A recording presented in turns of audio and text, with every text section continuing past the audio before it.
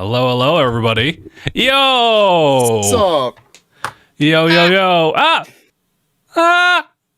Every time. Here, we'll go ahead and start with the intro. Hey, guys, how's it going? My name is Justin. Marc. And I'm Philip. And you're watching and are listening to episode 501 of DangIT Prodcast. Welcome back, everybody.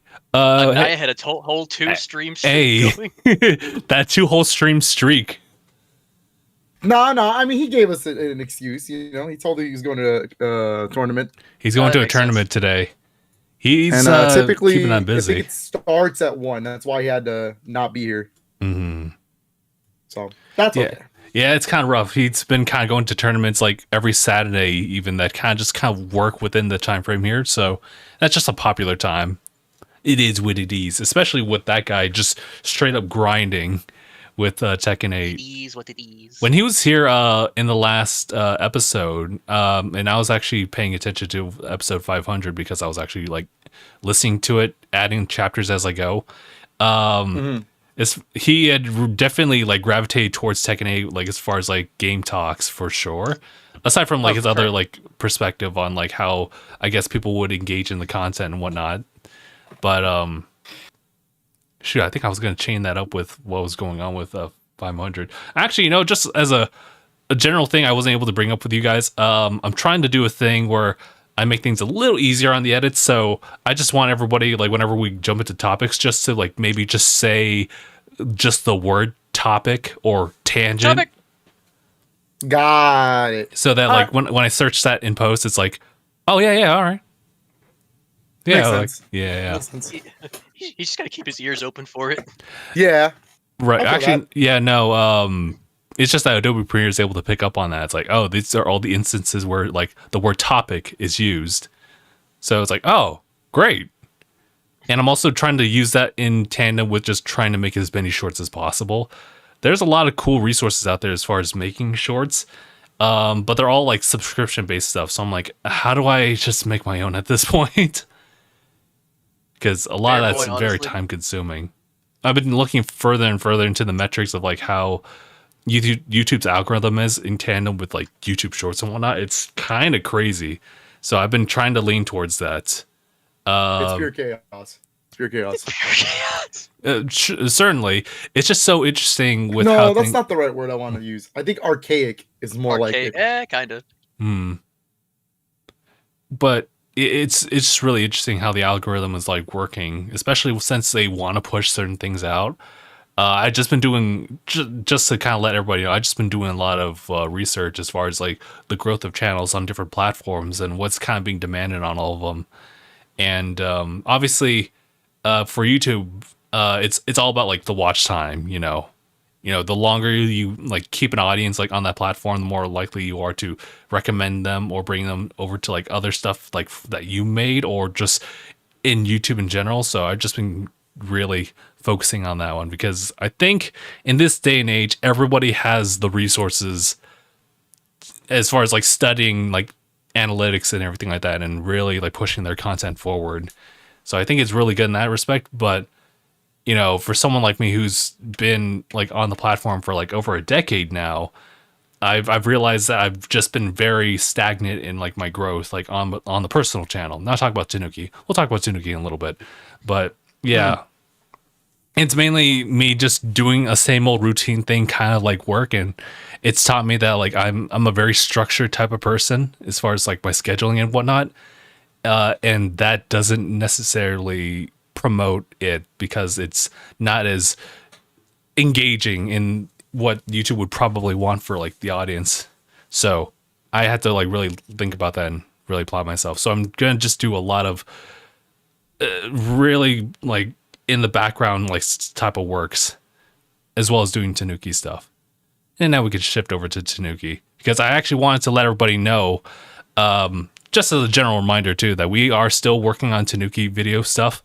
And the last thing we worked on was actually the short that Phil had helped curated. It was about the shutdown actually of the 3DS and WiiU Online Services. I guess we could talk about that too. Yeah, it's a topic. Yeah, that's a topic right there. Yeah, that's a good one too. I didn't even think about that. Yeah. That one did like very well too, so I'm really happy about that. But yes, Ibrahim's like was really pushing this. By the way, how's it going, Ibrahim? We'll talk about the 7-Eleven thing shortly. But yes, so online services. 7-Eleven thing. What the fuck? Yeah, he was pushing that like yesterday while streaming like Final Fantasy. I was like, okay, we'll see if we could do something about that. I don't think so, but yeah.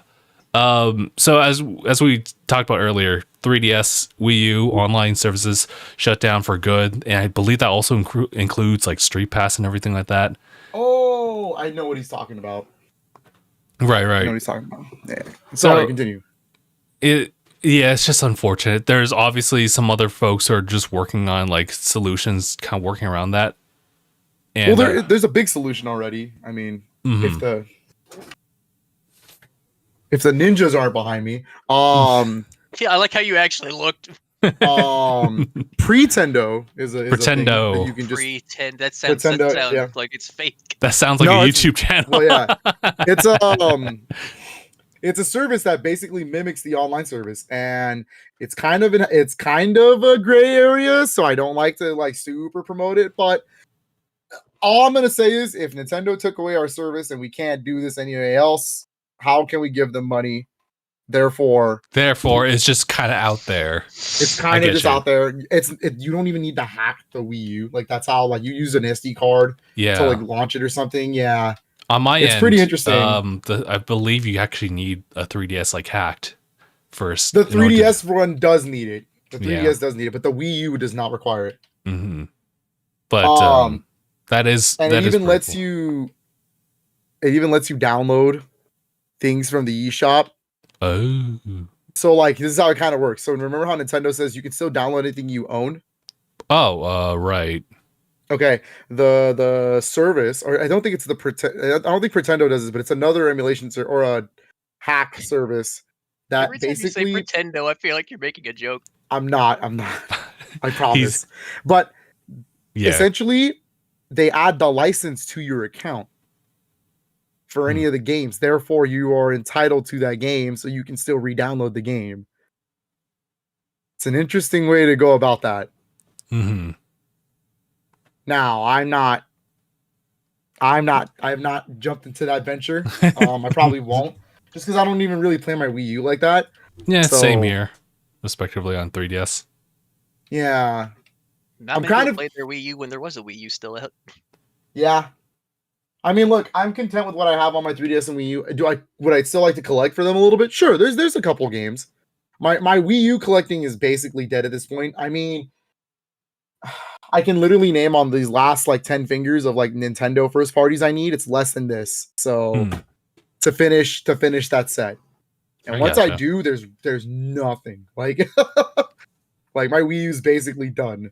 3DS, yeah, there's a lot of stuff I would still like to collect on 3DS for sure. For sure. So I probably will still be playing my 3DS, but my Wii U, I'm honestly thinking about unplugging it soon. Just kind of just sitting there. Gotcha. Menacingly. I mean, I basically keep it on because like Twilight Princess HD and Wind Waker HD are still not over, and without those, it's like. That's true. This is very true. But like, if Nintendo goes out of their way to put them on Switch this year, I really don't have a reason to keep my Wii U on. And honestly, I kind of feel the same with the 3DS. Like, obviously, there are 3DS games that are being placed onto the Switch, so therefore it is possible. And we could talk about like the games we were talking about in the short, actually. But among those ones, as well as other ones, once those get ported, then I guess I'm kind of really good with the 3DS at that point. Yeah, I mean, Kid Icarus Uprising would be tight. If that really makes it the Switch, oh my god. Or the next console, I don't care how. Man. Oh, buddy. That'd be so good. Yeah. That's a banger game. That's a banger title. And then Mario Kart 7 will probably never make it. But hey, that's fair. That's fair. I wouldn't be too mad about that. But I do like Mario Kart 7, so. Yeah, 7 is really good. I played a lot of 7. Like, I remember, like, I enjoyed my 3DS when I got it. I was a day one buyer, and so yeah, I had like Street Fighter. I didn't buy a single first party Nintendo game until Ocarina of Time. So because like I know that launch date. What were the Nintendo games? Pilot Wings Resort. Nintendogs plus Cats. What was the Steel Diver? Steel Diver, bro. Yeah, I didn't buy those at launch. I got them now because they were super cheap, but like I did not buy those at launch. My launch game pickups were Street Fighter, the 3D edition. Super Street Fighter 4 3D edition. That's what it was. Ridge Racer 3D and Bust-A-Move Universe. This bad boy right here. Ooh, baby. This bad boy. I wanted a puzzle game because I like puzzle games, and I'm like, you know what? I got a variety. I got a fighting game, I got a racing game, and I got a puzzle game. You said Busta, I thought Busta Wolf. Busta Wolf. Busta Wolf. But like, it was cool. I played my 3DS for a while, but really, you want to know the big game I was playing on my 3DS around that time? Pokemon Black and White. That makes sense. Because they came out around the same time. It was literally like a couple weeks beforehand. Basically. I guess there's also backwards compatibility with 3DS, so that would be useful for that too. I was just playing my DS games at launch. I didn't really start playing my 3DS, like really playing it until Zelda Ocarina of Time 3D. Pretty much the and same that was thing. like 2 months after it came out or something like that. I don't recall when it came out, but it came out relatively after. And then things really got crazy once the holiday hit, because then it was Mario Kart 11, and then it was Mario 3D Land, and Mario Kart 11. I'm sorry, Mario Kart 7, Mario Kart 3D Land, and I was like, "Oh, now we're talking, now we're cooking." And then from there on out, 3DS just boomed. Like there was so many games coming out, I couldn't even keep up. A lot of good memories. It was cool too. It was cool too because I got to try out Kid Icarus Uprising at WonderCon. That was fun. When Nintendo was showing off a bunch of 3DS stuff over there, and when Wii U was still like new, they were trying to show that off. Plus, they had a booth for Xenoblade Chronicles when it was becoming a Wii game. Like crazy. That was cool. That was back in the day. That was fun. So I guess to wrap up on the talks about the online services, it does suck. I do feel that they've given us like quite a good while just to have the services, that I don't feel like too heartbroken about it, but I also understand preservation is preservation as far as like all functionalities. Yeah, I think I'm more upset about the eShop closing than I am about the online service, because True. Online services close here all the time, and as long as the game has a fun like offline mode to play, then for me it's worth still getting, right? Like Splatoon, unfortunately Splatoon 1 is affected by this, and basically that game is only used for story mode, and that's all right. It's not the best, but it's okay. That's cool. I think that's fun. But yeah, rest in peace. I had some good times back in the day, but really I wasn't really an online player, so like I played a lot of Kid Icarus. I played a lot of Kid Icarus online, played a lot of Mario Kart online, played a lot of Smash Brothers. But realistically, and Splatoon, on Wii U I played a lot of Splatoon, Smash, and Mario Kart. But I didn't really go out of my way to play a lot of online games. A lot of the games on 3DS that had online also had local multiplayer. So like Monster Hunter, we would just get together and play, or like wonder how that feels playing with Phil and Monster Hunter. I know, it's weird, huh? Anyways, damn, every time. I played Monster Hunter 4. I have it. That's that, and what was the other 3DS one? I played Legend of Zelda Triforce Heroes with someone. That was fun. Oh, kind of nice. It was all right. It was just all right. You know what? That game looks like, well, it has some level of polish, but other than that, I'm like, Metroid Prime Federation Force is a game I have not played with someone. I'd like to play with someone, but that's funny. Do you know how hard it is to convince someone to buy that game to begin with? hey, buy one of the like lowest rated Metroid games of all time, please. I would like to play it. This is Oh, not. maybe it's just- This is not. It's not that bad. It's actually pretty fun. It's only low rated because it's not what anybody wanted. That's what happens. It's a Metroid game where you don't play as Samus. Like, get out of here. Right. Like, Where's my queen? she's in there. She's not playable. You play as the Federation Force. You play as the cops that always die. That Oh, sucks. goody. It's like You're very ODST confident in except my character. Yeah. Except ODSTs are like the second best thing to a Spartan. Exactly. So Yeah. it's a downgrade from That's that. basically what it is. I think There's being second best, and there's being a stormtrooper that's like the base like infantry. That's essentially what you are in that game. the thing about Federation Force is that it's a good multiplayer game. It's just not a good single player game at all. It's like Triforce Heroes. You need people to play that with, or else it's really not going to hit as well as you want it to. So, yeah. Womp womp. Yeah. Womp womp. Rest in peace. Womp womp. Rip. Yep. Another thing that sucks. Yeah, apparently that means you can't get DLC for like certain games anymore because they use the spot pass Ooh. for certain things. Oh, okay. Like Dragon. So here's one of my babies. I have Dragon Savage, Quest yeah. 7, Fragments of the Forgotten Past. Mm-hmm. And there's like specific dungeons and stuff you cannot get anymore because it was like only through spot pass. So that kind of sucks. I gotcha. It was definitely like a really nice, fun idea just to implement that.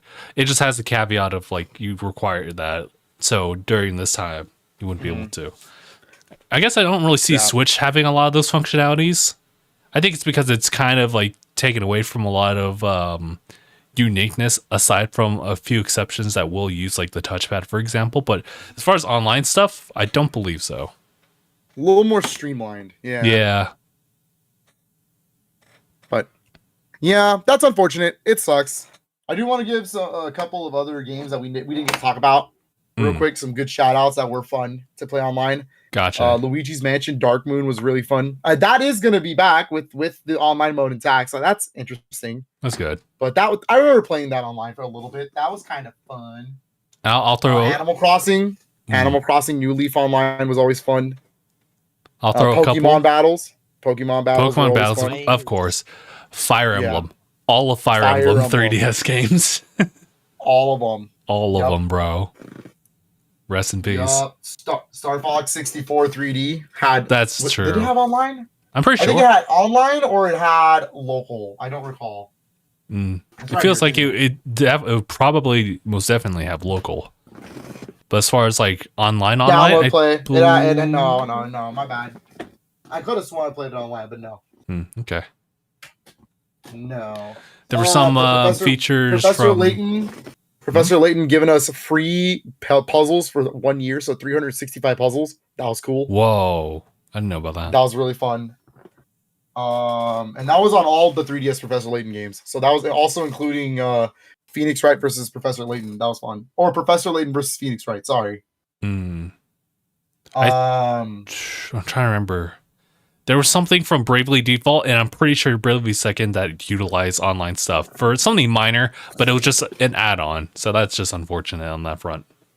Yeah. Oh, it's the Summon Friends. Oh. The Ablink. To borrow their abilities and rebuild your home. Yep. That sucks.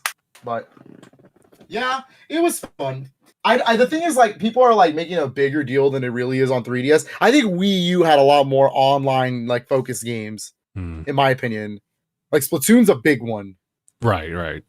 Splatoon's a huge one, and that being gone is kind of renders like it kind of shows you what Splatoon 2 and 3 are going to look like one day when they shut those servers.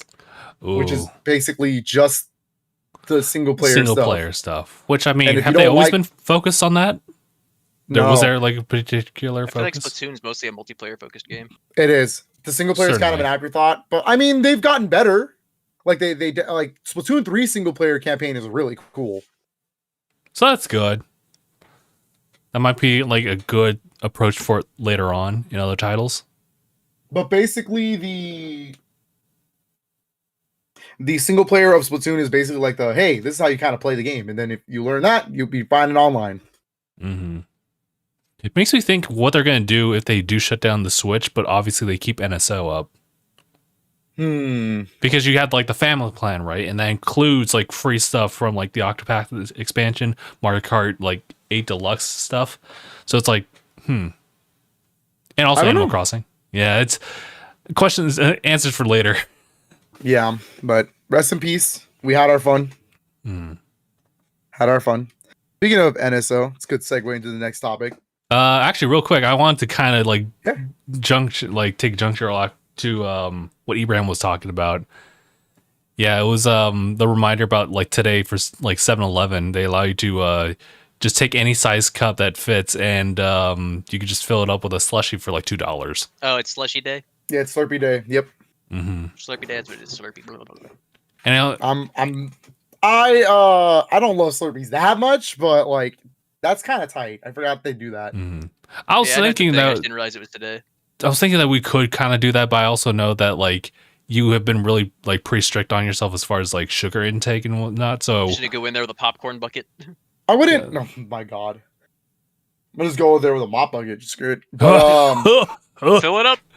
I don't know. You want to clean that one up? I wouldn't say I'm like super strict, but at the same time, that's a lot.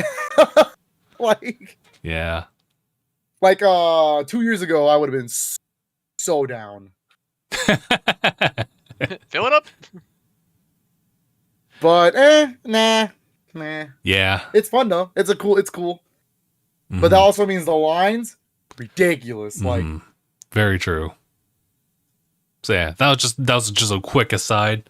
What was the next topic that we're going to like jump towards? Oh yeah, but you were talking about NSO and fun fact, Nintendo being Nintendo, they love to do random things because that's just how they do. Yes. And this week they dropped another NSO update, and I'm like, out of nowhere.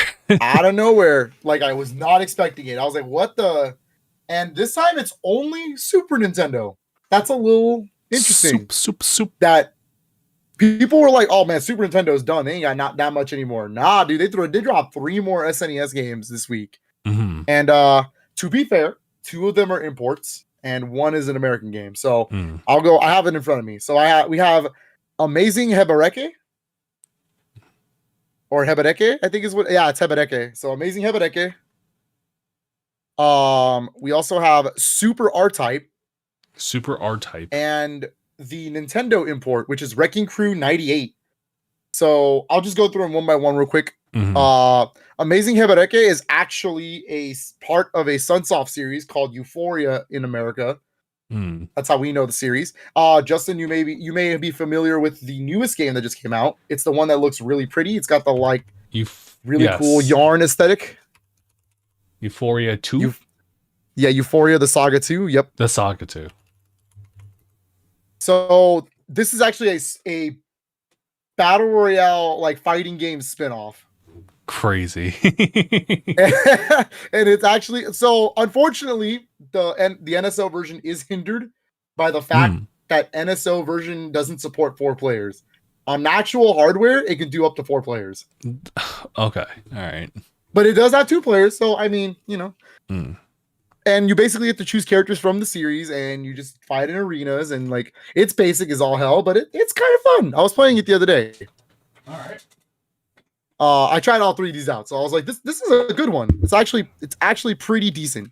I do want to like bring this up because people all over the internet are like, man, it's a pretty bad drop, and I'm like, bad because it's games you don't know, or bad because like you just don't like them, like. Because if you don't know them, if you haven't tried it, how would you not know if it's good or not? True enough. You know what I mean? Like, I like to try out all the games they drop. You know what I mean? Sometimes they're bad, but sometimes they're pretty good. And I would say this one's kind of like a hidden gems one. Like, this is a hidden gems kind of drop. I mean, R-Type is not a hidden gem. Super R-Type is a really, really good shooter for a horizontal shooter. fantastic, good music, very challenging. It is a R-type game, so I expected that. And I was playing it, and I'd never played Super R-type. I've only played the original, and it's pretty good. It's pretty damn good. I'm kind of happy we got another cool shooter on here. And it's an early SNES game too. At 1991, that's launch year. So pretty crazy. Now here's the craziest one: Wrecking Crew 98. In 1998, we already had the N64. So wow. So the quick story is that, do you know what Wrecking Crew? Anybody know what Wrecking Crew is, by the way? I have no fucking clue. All right. That's one. It's a Mario spinoff. If you watch the Mario movie, Spike, the character Spike is from Wrecking Crew. The one that the boss that Mario and Luigi used to work for. Oh, yeah. He's from he's Spike in Wrecking Crew.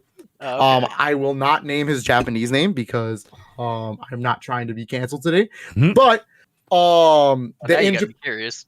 you can look it up if you want. Don't say it out loud. Nintendo themselves actually changed it now, like Was it that bad? Yeah, it's pretty bad. When they changed it to like Spike when the movie came out in Japan. Oh wow, that is Is recent. it It's bad for us. It's bad for us. Oh, it's an us thing. It's an us thing. It's an Not us like thing. it's not like a Japan thing. It's an us thing. No, it sounds just fine in Japan, but for us, it's pretty It bad. sounds like something else.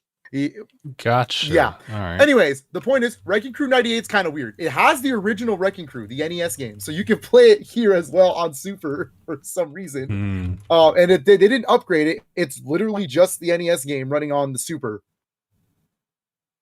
But Wrecking Crew 98 itself is actually a very different game. It's a puzzle / versus type game. So you're actually trying to break and line up pieces while you're breaking like walls and stuff and trying to throw things over to screw over your opponent. So it's actually kind of a puzzle game. The one thing I don't like, and Nintendo is just doing this, is they just drop the Japanese ROM. No translations, no nothing. And so I don't know how to play Wrecking Crew 98 just yet. I'm just kind of screwing around with it and trying to find out. But like, clearly, if they put it on the American, there's a way to play it without having to know Japanese. Right. That's how I look at it. But I kind of wish it was translated. It's kind of unfortunate, but it is cool that we got an official way to play Wrecking Crew 98, because that's kind of a long lost Nintendo game. Like they don't really like bring that out ever. So that's cool.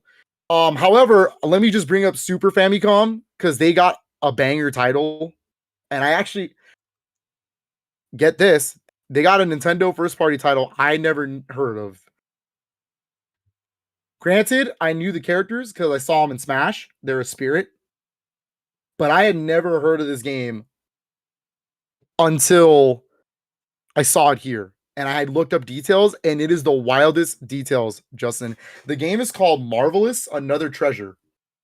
And it is a point and click, top-down Zelda style game. All right. It is the first Nintendo game to be directed by Eiji Aonuma. Oh my god. And I was like, what? And apparently it's because of that game that Miyamoto handed him the reins for Zelda. Yo. He said, "You've earned this." But we never got that game in America. So But he said, "You've earned this," but the West hasn't. yeah. That's so. So I was like, what the heck? This is kind of cool. It's got good music. I was kind of running around the overworld a little bit. That game definitely needs English to play it because it's very text heavy, but pretty cool. I'm not gonna lie. I'm kind of jealous that they got Mother 3 and Marvelous back to back. But I think it was a fun update. Pretty fun stuff. If someone would learn Wrecking Crew 98 alongside me, I think the versus mode would be a lot of fun online. I think that's what it is. And Amazing Hebereke is really cool. That one I knew about. That one is a game I knew about. I just didn't think we would get it. Gotcha. So it basically what this means is that Nintendo's actually doing what I want them to do. they don't have to always give me a Game Boy and NES, or like they don't have to separate games from every app. They can just give me a big drop on one app for the month, and that's cool, you know. And they're clearly proving that they can still get some good super games, even though people think there's not much left. I think, like I said earlier, I think what people are upset about is that we're not getting like the big Nintendo name games, and it's like, what do you expect? Because the only big SNES game we don't have is Super Mario RPG, and we got a remake. So I don't know what else to tell you. If they figure out a way to put Mario Paint, that would be cool. Like, can I plug in a USB mouse and play that? That would actually be kind of tight. Something to consider. Main next console. Well, because if they do that, then they would give me then they can actually bring over Mario and Wario by Game Freak, and that game's a game that uses the mouse. So that'd be really cool. It's kind of like a Lemmings game. Mm-hmm. And then if they figure out how to do the shooter, like the what is it called? It's the Super Scope. The Super Scope for the Super Nintendo. It's like the Zapper. It's a Zapper of the Super Nintendo. It's a big old bazooka. It's in Smash. Big old bazooka. It's that bazooka in Smash Brothers. It's an actual thing you can buy. Oh shit. Sick. Yeah, it's the Super Nintendo's version of a Zapper. So if they do that, they can put like Yoshi Safari. Trying to remember the one about robots. I forgot what it's called. But yeah. The Super's got good games still that can still be released in America. I'm pretty happy about that.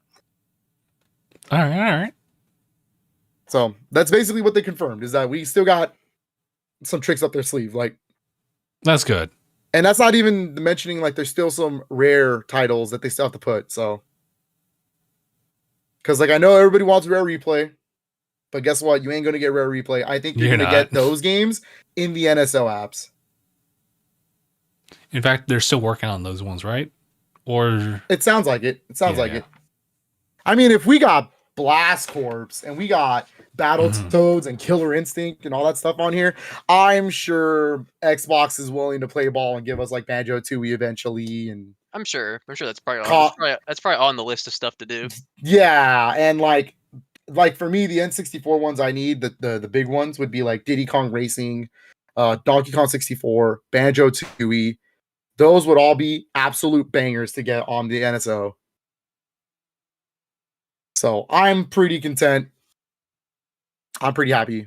It was cool. It was a fun little update. It's not something I'm like, oh my, y'all have to play Amazing Hebereke. Like, it's not like that.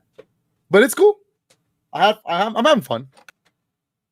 I'm just glad that the See Sunsoft's like stuff show up. I've been keeping an eye on that for a little bit.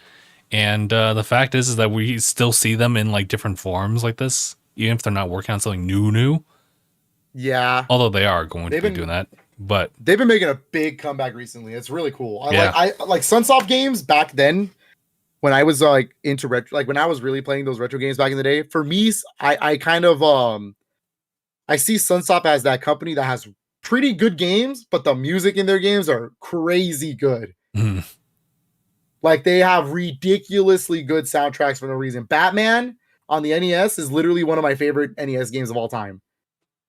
And if they can figure out a way to do a Batman collection from Sunsoft, oh my God, I would cry. I'm not even kidding. Like Batman NES is a quintessential like NES game. It's that good. There's that one. There's like a recent gimmick special edition. Euphoria 2, Euphoria the Saga 2, and Euphoria the Saga 1 is also on the eShop. That's true. So it's like and Blaster Master Zeros and all those. So yeah, I waited so long for 3. Yeah, I know. So did I. I had a pre-order too, but took a hot minute. But you know what? Yeah, that's fine. Those are made by Intercreate, but they are Sunsoft properties. So you know, it's also taking really me a hot minute. Those Grimoire editions of Persona 3 and 4. those are a hot minute. Yeah. But they're gonna look so cool, and I'm sure. So like that's kind of how I feel. Like I have so many games. There's no reason for me to just like be so upset about a game not coming in. Like, I really want them to send me Rocket Knight already. I need that collection. Mm-hmm. But like, do I? Because like, there's so many games. It's true. I could just but play. obviously, you want to get your hands on it and be like, oh, look at this. Like I say, pre-orders for Contra this weekend, they close, so I'm gonna definitely pick that up. That's a definite must. Anything by Konami, I have to. That's fair. Because otherwise, Konami just won't. Yeah, Konami won't do it. That's the problem. If that's what people don't understand. If Limited Run is willing to do it, because Konami ain't gonna do it, and that sucks. Because like, how is it that big franchises like Castlevania and Contra don't get normal retail games anymore? Like, get out of here. Konami just working on something else. But hey, listen, if someone else is willing to do it, they'll give them that right to do it. Yeah, but yeah. Mm-hmm. What's a good segue? Let's see. Well, we were talking about how I don't have the pickups with me, so what pickups do you have that aren't with you? The grimoires. Are they delivered or no? Like, no, they shipped? They gave me an update. They're working on it. TLDR. Okay. I feel that. Sounds like summers when you're gonna get them. Yeah, I'm expecting them in July and August and stuff like that. Maybe get an update maybe next month. So yeah, makes sense. Yeah, I got 3 pickups. Topic is pickups for the week. I got 3 pickups. And 2 of them I bought out of just like, I was like, no way, it's in stock, and so I bought them. And one of them was kind of a late birthday gift, so I'll start with that one. And this is a late birthday gift from that boy Nico Arc. Thank you Nico Arc 12. You were a real homie. He got me for the Switch Minecraft Legends. Let's go. Nice. Yeah. Now I've been playing it a little bit on Series X, but this version sold like, I think it accounts for 70% of their sales. So damn, the Switch and Minecraft just be hidden different. The Japanese market, dog, they love Minecraft. It's crazy, but it's like an RTS style game. It's pretty good. It's not gonna blow you away. Oh, it's not going to like be your favorite game of all time, but it's pretty fun. I think it's pretty good. The next Switch pickup is a big one. I was kicking myself in the ass for not picking this up when it came out, but I knew I couldn't afford it back then. And I saw it in stock for normal retail price, and I was like, I gotta do it. I can't see why I couldn't do this. You know what I mean? Like, I'm not gonna get another opportunity. And that is another Akira Toriyama art, because I love it so much. Dragon Quest Monsters, The Dark Prince. Let's go. So if you don't know what this is a spin-off to the Dragon Quest series, but it is their version of Pokemon. Yep. Yeah. So it's a long-running spin-off series, actually. Dates all the way back to Game Boy Color. So the only monsters I've ever played is Dragon Quest Monsters Joker 2 on the DS. I don't own it. I borrowed it from a friend back in the day. But like, this is like the 7th mainline entry. So this will be my real first Monsters game that I actually put time into. I want to pick up the Game Boy Color ones. I kind of want to do that, because they're not super expensive. They can get a little pricey, but they're not super expensive. So I feel like the first one I can at least get into, you know? But yeah, Switch exclusive. I just really wanted to play it. Square Enix let this game out and die. So like, no promotion, no nothing. They just let it go. And I was like, come on. And this physical copy is getting really hard to find. Like, eBay scalpers want like 120 for this already. Bro. Dang. Bro. And I'm like, nah, you ain't getting that for me. Miss me with that. Nah. So, and then I finally have this in my collection. It has taken me this is another situation. It came out the year before Dragon Quest Monsters. And I should have gotten it beforehand, but I got it now. And this is a game I could have gotten on Switch. And this is one of those very rare instances where I was like, no, I want this on PlayStation 5. I don't want the Switch version. I know. Shocker.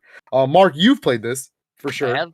Yes, you have, because I really wanted Crisis Core Final Fantasy VII Reunion. Ah, yes, very good. Gungaga, me? Gone. What? Gaga.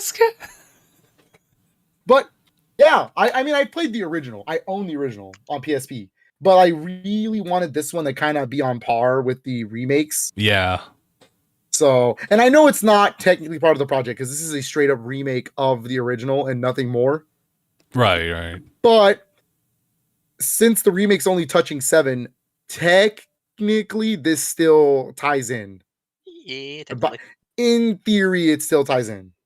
So I think this is cool to have. You get a lot of backstory for Zack that's not in Rebirth for people. Yeah. So I'm really looking forward to playing this again in glorious like 10 or 4K 60 frames. I wanted it on PlayStation to match the 7 games. That's why. I kind of did the same thing too. That's literally the only reason. Or else I would have got the Switch version because I heard the Switch version is actually really good. Oh, solid. All right. So, but this is one of those rare instances where I needed the PlayStation version. And this, just like Dragon Quest Monsters, is really hard to find for some dumb reason. It's just the PS5 version. The Xbox version, always on sale. Switch version, always there. PS4 version, you can find it too. This one, nah. This one was tough. Nah. I saw my Twitter go off because it was like, hey, back in stock, Amazon, better pick it up. I was like, damn. Yeah, I'll do it. Like, so I'm happy. Yeah, I'm twisting my arm on this one. Yeah. This one was definitely an impulse buy, but I really wanted it. That's fair. So I'm really happy. I'm gonna play this soon, maybe after Rebirth, even though I should have played this way beforehand. But that's okay. That's okay. That's okay. I'll be fine.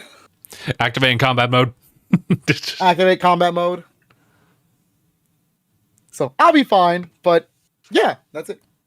Nice. Some bangers this week, but you know. And I think that's going to be for sure it on pickups for a while for me, other than like maybe like Stellar Blade in 2 weeks and Endless Ocean as well and Paper Mario. But that's all whenever they come out. Mm-hmm. I mean, you know, who knows? There might be another pickups happening. Yeah, who knows? Because there's also limited run deliveries that'll come in here and there. And why did I? I was partially joking.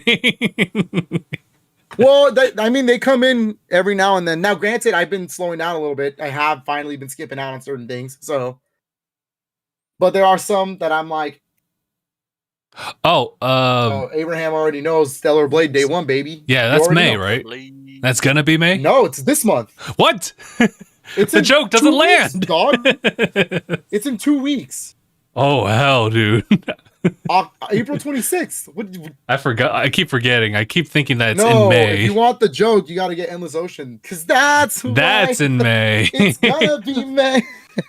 Oh man, it technically counts as May because it's May 2nd. Yeah, it's like, sheesh. It's like borderline. It's the week of April. It's just May 2nd, unfortunately. Like, oh boy. But like I count Endless Ocean as like Nintendo's April game because like that it's so damn close. Like May is Paper Mario for them. Oh, I see what you mean by that. I was like, yeah, you sure? But yeah, I can see the logistics on that. I feel it, Abraham. I think that Stellar Blade, as just like a side tangent here, I think that Stellar Blade is something you should definitely just experience for yourself, especially since there's a demo. The Stellar Cheeks. Damn, Thank Mark, you, Mark. You're not helping the situation at all. Every time. That doesn't mean you have to say it, Mark. But no, that game looks really good. I still haven't played the demo. It's still sitting on my PS5. Same. Granted, that's why I only put half the money on it because I was like, do I really want to pick it up day one? We'll see. Because this is how I look at it. This is how I look at all this. That's the only PlayStation like first party game that we know of this year. That's it. There's not. We are going into the rest of this year without knowledge of any other first party games. I see what you mean by that. So it's like Rise of Ronin and Right. Stellar Blade would be pretty cool just to kind of keep me afloat for a little bit. So, Mm-hmm. and I mean, the PlayStation's also not the only one doing this. You know, Nintendo, like I said earlier, it's just Endless Ocean, Paper Mario, and Luigi's Mansion. That's true. That's it. So I mean, And that's all up until June. I would honestly Like- just say for everybody, just keep your eyes out for the rest of this month, May and June, for any type of announcements. Something got announced for August. Hmm. I'm trying to remember what is. It's a big PlayStation game that I'm like, oh, It's a PlayStation. that's a good one. PlayStation and Xbox, I believe. Something got announced, and I'm trying to remember what it was. It was a big game. It was a big title. You know what? This kind of chains back to what I was thinking about while looking at episode 500, because a lot of it was talking about first party PlayStation and the fact that they're all third person action games. A lot of it. And I was going to ask you, is it something like that for this next No, PlayStation? it's a third party game. It's a third party game. Oh, all right. It's a third party game that's coming out on PlayStation and Xbox. I just don't remember what it was. And I'm upset at myself because I was like, that would be a good August pickup. I'm not gonna lie. Is it from an existing franchise that we know of, or is it brand new? Yes. I'm gonna look it up real quick. I apologize. No, it's okay. You know, that actually gives me a good platform to just kind of speak my mind further about the whole third-person action game situation. I think it's mainly because of the fact that, one, there's a blueprint, of course, but also I believe that PlayStation kind of wants to promote the characters in these games, and that's something you can really put emphasis on if they are particularly third-person action games. Boy. But yeah, in that case, I've noticed that the way that they advertise PlayStation studios is that it's you see the characters in that little sequence of graphics and whatnot. So I think that's what they're trying to focus on. But it's one of the topics we just talked about. We were going to bring up, so that's a good segue. I just thought about it. The segue Into the next topic. The August game is Star Wars Outlaws. I'm looking forward to it. Boy, dude, there's some interesting talks about this one. I don't know. I'm not even privy to all of it. Let's just talk about the actual game first. Okay. Mixed receptions of people's stuff, but I think it's not going to be bad. I only know the surface stuff. I'm only a little scared because it's the Ubisoft team that does The Division. Oh, I don't remember One that. and two, or just one or the other? Both. Because two is better. Both. Sure. And I don't think this is going to be riddled with microtransactions like those games, right? But what's going on? It's kind of the same feeling I had with Avatar and Prince of Persia, right? I know it's a Ubisoft game, so do I really want to pick it up day one? Oh, that type. Oh, yeah. As far as I'm aware, Avatar went over fine. Well, no. Well, I'm not saying not about how good it is. It's the price drop. Quality of the game. It's the fact that it's a Ubisoft game. It's gonna drop. True. He's like it's not market stable. So I mean, because I think Prince of Persia is one of my favorite games this year. I just didn't want to pay the full. It is totally worthy of the $50 price tag. Or 50. I just know that it was gonna drop because it's a Ubisoft game, and that's what I feel bad about. But then I don't, so I don't know. I mean, the moment that you grab it at $30 or 20, you're like, oh yeah. Phil grabbed it and he felt dirty. I grabbed it for 30, and I thought that was a good price for Prince of Persia. And once Avatar drops right around that area too, I'm grabbing that too. Right now it's in the 40 range, so I'm waiting. For just waiting. A little bit more. Just a little bit more.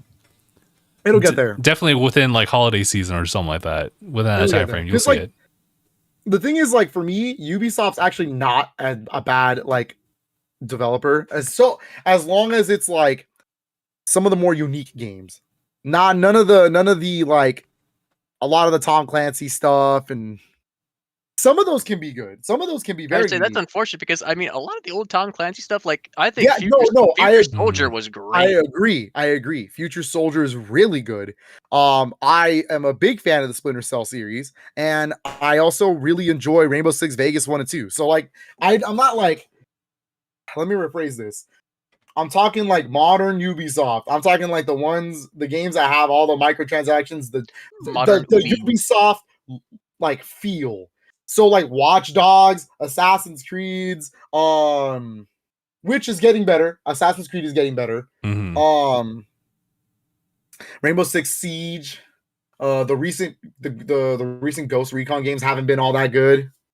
Wildlands had some good things about it. Some good stuff, yeah. But and even Breakpoint did have some good points, but they haven't been as consistently like, oh, this is amazing. I don't know about Breakpoint, dog. I'm gonna be real with you. I do think the injuries in Breakpoint was not a bad idea. I think that was a way to keep it fresh. I thought Breakpoint was okay. Like how it like actually did make you like, oh shit, I'm injured, I need to heal up, or else this is actually going to impact my performance. Yeah, and then the divisions were okay. I'm not a hater on the first one, and I think the second one was a better game. It is, but when I played it, I was more like been there, done that, for the most part. Doesn't have that. But the second one is theoretically a better game. It is. I like the conception of like, or the idea of division. Yeah. Oh, the entire premise of the division, I could actually see being it's a good story scenario, especially like the guy's plan. It's actually not only is it smart, it's just that's such an evil plan to spread it on the dollars during Black Friday. That's diabolical. But the problem is that this is Ubisoft we're talking about. So like whenever they get their grubby hands on something, they just love that grubby. you can smell the Ubisoft funk. No. And that's unfortunate because Star Wars Outlaws is falling victim to that, and that's a good segue into the. And it does look good. Why does it need so many versions? There's no need. I agree with that, but I will say I think the game. If we're talking about the game, I think the game. What game, Marc? They didn't show the damn anything in that trailer. They showed story. I need to see gameplay. From what we've seen from the gameplay that we did see before, which was like minimal. Hey, that minimalism was some good-looking minimalism. Sure, and I thought it's interesting. But look, I'm at this point in my life. If a video game doesn't show me actual gameplay footage of what I'm looking at, of what it's gonna actually play like, oh no, I agree. I don't really care. I think the story sounds cool. There's even what's her name? Emilia Clarke's character from Star Wars. I'm sorry, Star Wars. Solo. Solo's is gonna be there. I forgot her name, the character's name, but like Emilia Clarke's character that she plays in there. It's not going to be Emilia Clarke voicing her. Ubisoft don't got that kind of money, but it's still like, I don't know. It sounds like it'll be fun. My man's got PTSD. I do. A lot of Ubisoft games I pick up are on the cheap because like I kind of want to play them. Ubisoft games are like junk food to me. Oh god. Oh god. Like, this tastes delicious, but it's not good for my health. Yeah, basically. Like I enjoy playing them, but I shouldn't. But that's not true because I love the Rayman games. Mario vs. Rabbids are really good. Some of the Rabbids games are actually really fun, like Rabbids Go Home. That's a banger game. Prince of Persia: The Lost Crown looks great. It's a really good game. I've been playing it. That's one of the games I was going to bring up when games we've been playing this week, but it's really good. I actually really enjoy Immortals: Phoenix Rising. That game's really that game is very good. That game is basically just Zelda Breath of the Wild, but it's a good clone. I'm just saying, if you want more, there it is. That's a good one.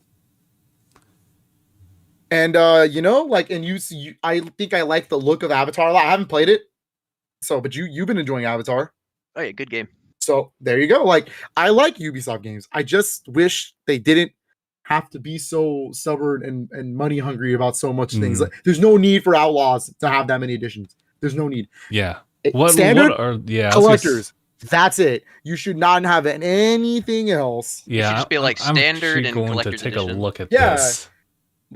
Justin, how many versions of that game exist? I could have sworn I just saw 5 of them. Let me see. Yeah. Let me just like full screen this one. Okay, there's 4. So we have the standard one, right? There's a pre-order bonus, just staple with the base game. Yeah. We got the gold edition. Mind you, this is a $70 game. Jumping that over to $110. That too. Gold edition already when they're telling you that there's gonna be a season pass already. Yeah. Like, oh my god. This gold edition includes the base game, the pre-order bonus, pretty much everything from standard, 3 days of early access, and the season pass. What's the next one? At $130 is the ultimate edition. It includes base game, pre-order bonus, 3 days of early access, season pass. The Rogue Infiltrator bundle, let me just double check on this. The Sabak Shark bundle. So it looks like just maybe different cosmetics and stuff like that. Yes. And the digital art book.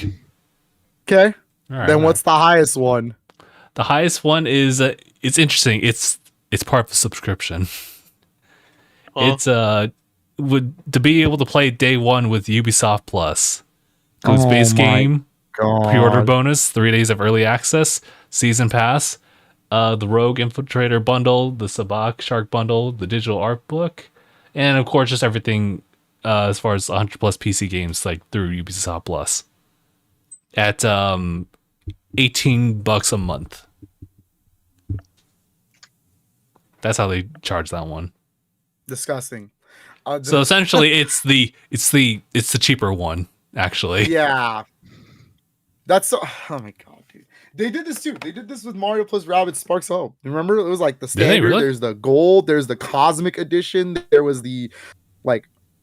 There was there a collector's edition? I could have sworn there was.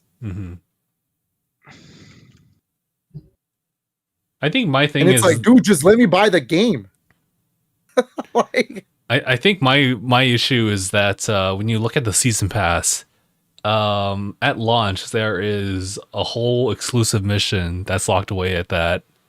So it's like it seems like that mission is just available when the game's out. So it's like, why not have that part of the base game at that point?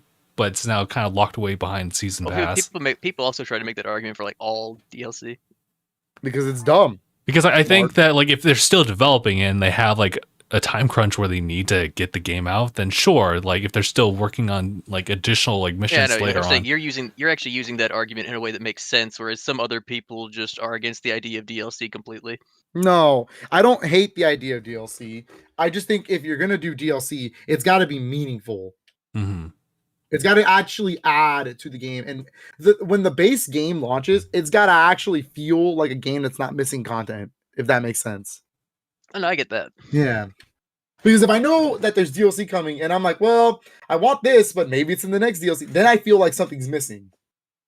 It's actually my problem with the recent like Persona 3 Reload and Resident Evil 4 remakes. Oh, like, yeah. Why is the Ada Wong DLC stuff? Why is that DLC? That was in the original game, well, the PS2 version, but it was already part of the original game somehow. Even in the re-releases, there was no reason to make that DLC just to get an extra little bit of money. Same with Persona 3. Why was the Fez content not in the original base game? Because it still makes Persona 3 Reload not the best way to play Persona 3, because now there's no real like definitive version of that game. There still isn't.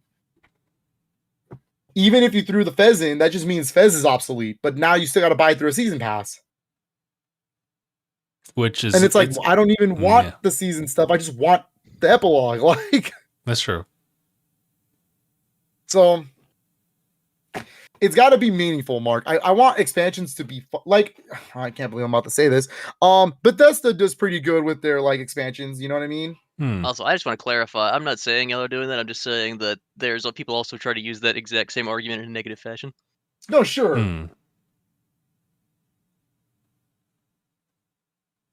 Yeah, no, I saw Ibrahim's like response on that one too. I'm reading it right now. Yeah, content creators have been like weighing in like their thoughts about like the outlawed like different editions here and there too. There's definitely like a weird trend on that one, and we kind of talked about that in episode 500 too, where like we do have games that have additional stuff like cosmetics and stuff like that. We were talking about Street Fighter, we were talking about Tekken.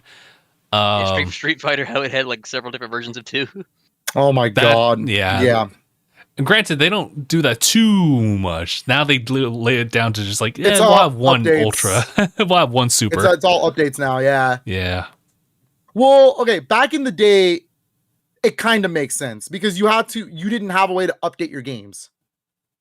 It was not the standard, like it was not the industry standard. This is also very true, yeah. So now that Nowadays, they have access, yeah, something significant like that, that's called DLC, yeah. Mm-hmm. Or updates here and there. So yeah, they're definitely better off like that, but obviously even if it isn't like a season pass type of thing, and they do have season passes, there's just like some weird ones where like you see like Star Wars and they already have like a mission locked away through like another tier and stuff like that. And the way that they are framing this, it's a lot better for you to subscribe to Ubisoft Plus among other subscriptions you may already have. And that's how you get everything else here. So it's like, yeah.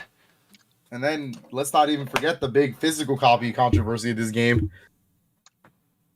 Look at the box art. If you look at the box art for Star Wars Outlaws, the bottom left says "Internet required to download game." I forgot about that. I remember seeing that even the physical copy requires the internet connection to download. I was like, why is that? Yeah, what? Like, do we know how many? It's not even that. It's not even patches. It's required to download some of the game. I'm just wondering, why is that the case? What exactly is required? Yeah, like what is do we know? Downloaded? Yeah, I don't know. Like, it sounds dumb to me. On the disc, and you need the cloud partially for it. Is that what it is? If that's the case, Mark, I'm gonna call BS because Final Fantasy VII Rebirth comes on 2 discs. I'm not trying to excuse it. I'm just asking questions. Like, that makes no sense.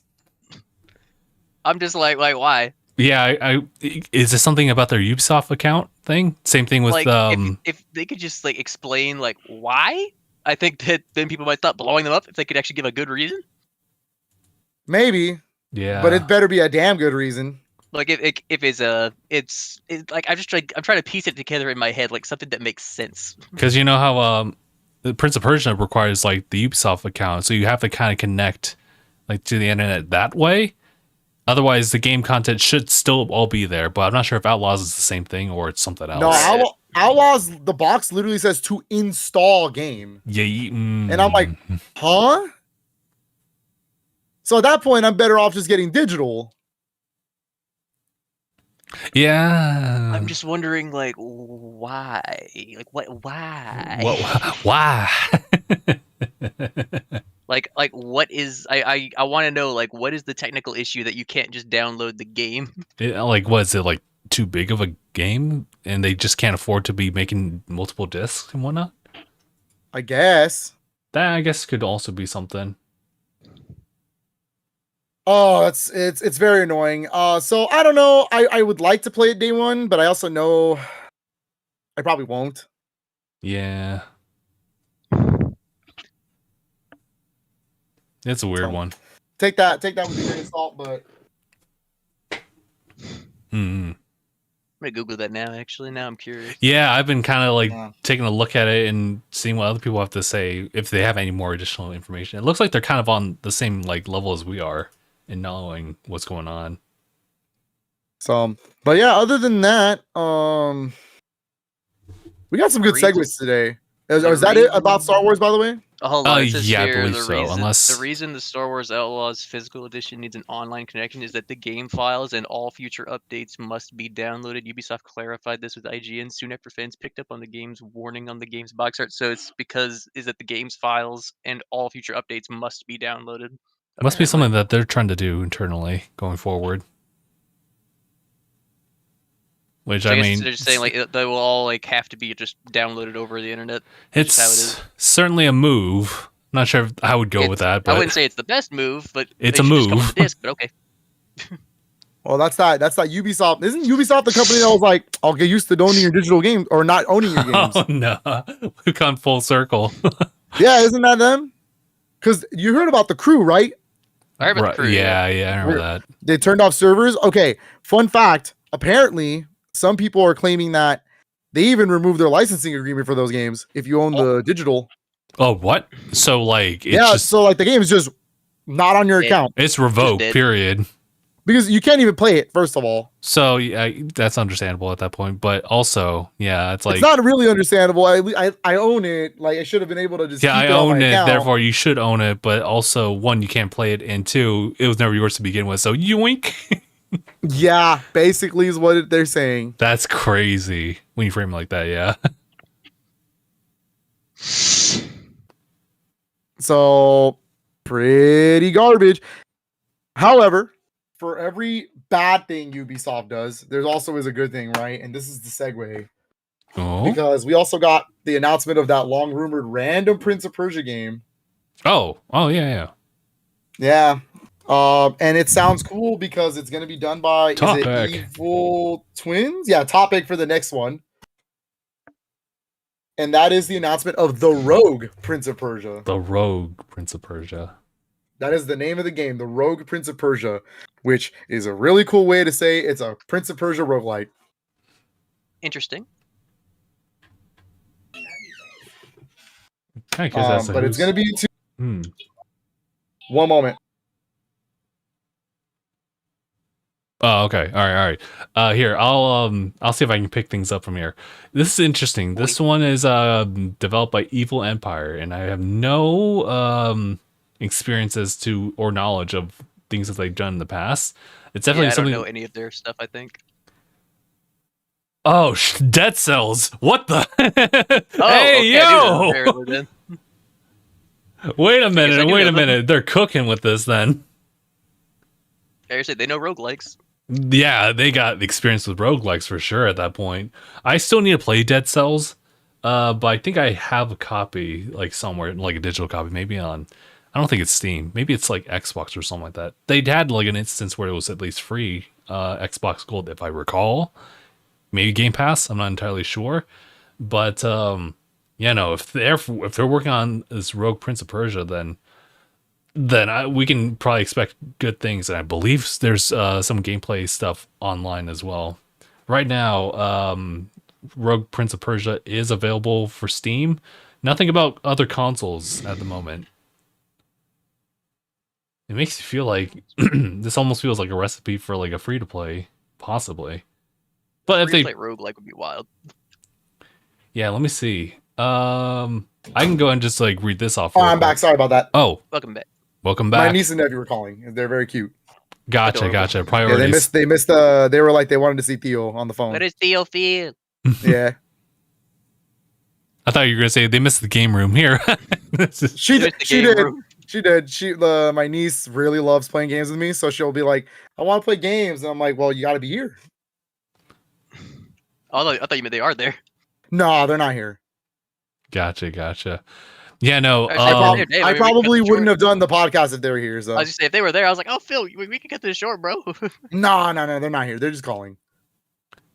But Phil, I was looking into like the developers, Evil Empire. I was like, at first, I didn't have any recollection of this, and then I looked down to like their works, and I see Dead Cells, and I was like, bro. They're the Dead Cells team. So Ubisoft is letting an indie company actually use one of their games. That's good. I wish more developers would do this. You know, like Nintendo let it happen with Zelda, with Cadence of Hyrule. So like, I wish more developers would let this indie companies handle this at this point. So some people who have a good shot. Konami's been doing it too. What was that?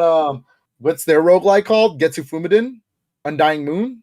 Oh, yeah. Yeah, that's a roguelike too. So I think Prince of Persia and roguelike go very well together, especially if it's in the 2D style. I think that's a very good combo.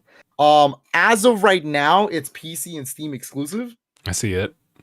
But like that game is definitely not going to stay there for that long. It's gonna come to consoles. Yeah, it's gotta. But I'm pretty excited. That sounds really cool. It's got a really interesting art style too. It's kind of like 2.5D. Kind of in a way. Like five-ish. Kinda. It's like a 3D-ish version of Dead Cells, basically. Like it looks like Dead Cells. A lot of the movement is Prince of Persia, but like a lot of the combat's Dead Cells for sure. So it looks really fun. I'm really excited to check it out. Is that the slate Steam for this early year? access this year. Yep. Steam early access this year, so probably not consoles this year. We'll see. Yeah, we'll see. But they are the Dead Cells developers. That's why I was telling Aniyah about it, because Aniyah is a big Dead Cells fan, and I was like, dude, they're gonna get a shot at a big like IP. So, and also, damn, dude, 2 Prince of Persia games in the same year. That's kind of wild. It's kind of wild. It's like a top 3 Ubisoft like franchise for me. So, yeah, Prince of Persia is just making the comeback in just such a short time span. It's like my third. It's like my personal third favorite like Ubisoft series. So I'm very happy. Very nice. Only followed by like Splinter Cell, and then like top is like Rayman. So gotcha. Oh, you mean Ramon? I hate you. I hate you. Yeah, Marc. Before we keep going on video games, did you want to talk about anime? Marc, don't leave me like this. He's got one shot. You got one shot. Do not miss it. This opportunity comes once in a lifetime. That's what I was doing too. I was like, wait a minute. I'm sweaty. Mom spaghetti. Sorry. Mom spaghetti. Oh no! I'm He's not vomiting already. Mom spaghetti. The crowd goes spaghetti. Jeez. Oh no! Now I'm kind of hungry now. I haven't had lunch yet. I was trying to figure out. I was trying to figure out audio issues going on with this one, so I couldn't really eat, nor could I really like catch up on like some new releases for anime. But I would like Marc to jump in attendance for this one too, since he definitely like. I can stall a little bit. I can stall a little bit before Marc gets on about anime. There was 2 other announcements. So it was the show for like some indie games and stuff, and that's where the Rogue Prince of Persia was announced. But there was 2 other things that were notable there. One that Marc brought up, and one that I brought up. Yes. Not tangent. It's still topical. It's still not announcements. Oh, okay. So one of the big ones was Slay the Spire 2. Oh, yes. Happening. Yeah, that is a big announcement from them in that presentation. And I don't know. I have never really played the first one. I just know it's kind of a roguelike card game. Am I correct? You probably have to ask Marc about that one. I heard it's really good, and there is a physical copy of the first game for Switch. I saw that. It was at Best Buy for a long period of time. Yeah. Marc, you're back. Never mind. Yeah, Slay the Spire 2 is apparently a sequel to a very popular indie game called Slay the Spire. I'm looking it up. Hold on. Okay. It's roguelike deck building game. Yeah. Interesting. So the new one is coming out this year, I believe, or next year. Next year. Yeah, slated for 2025. Ooh. But only for PC as of right now. That's fair. Yeah. And then another big one, and this is the one I can get into a little bit. Another big announcement. 2 things. It's the same game with 2 announcements. First announcement is that Vampire Survivors is finally coming out on PlayStation. PlayStation owners can finally get their hands on the PS4 and PS5 versions of Vampire Survivors. And when it launches, it's going to have all the DLC up until this point. Cool.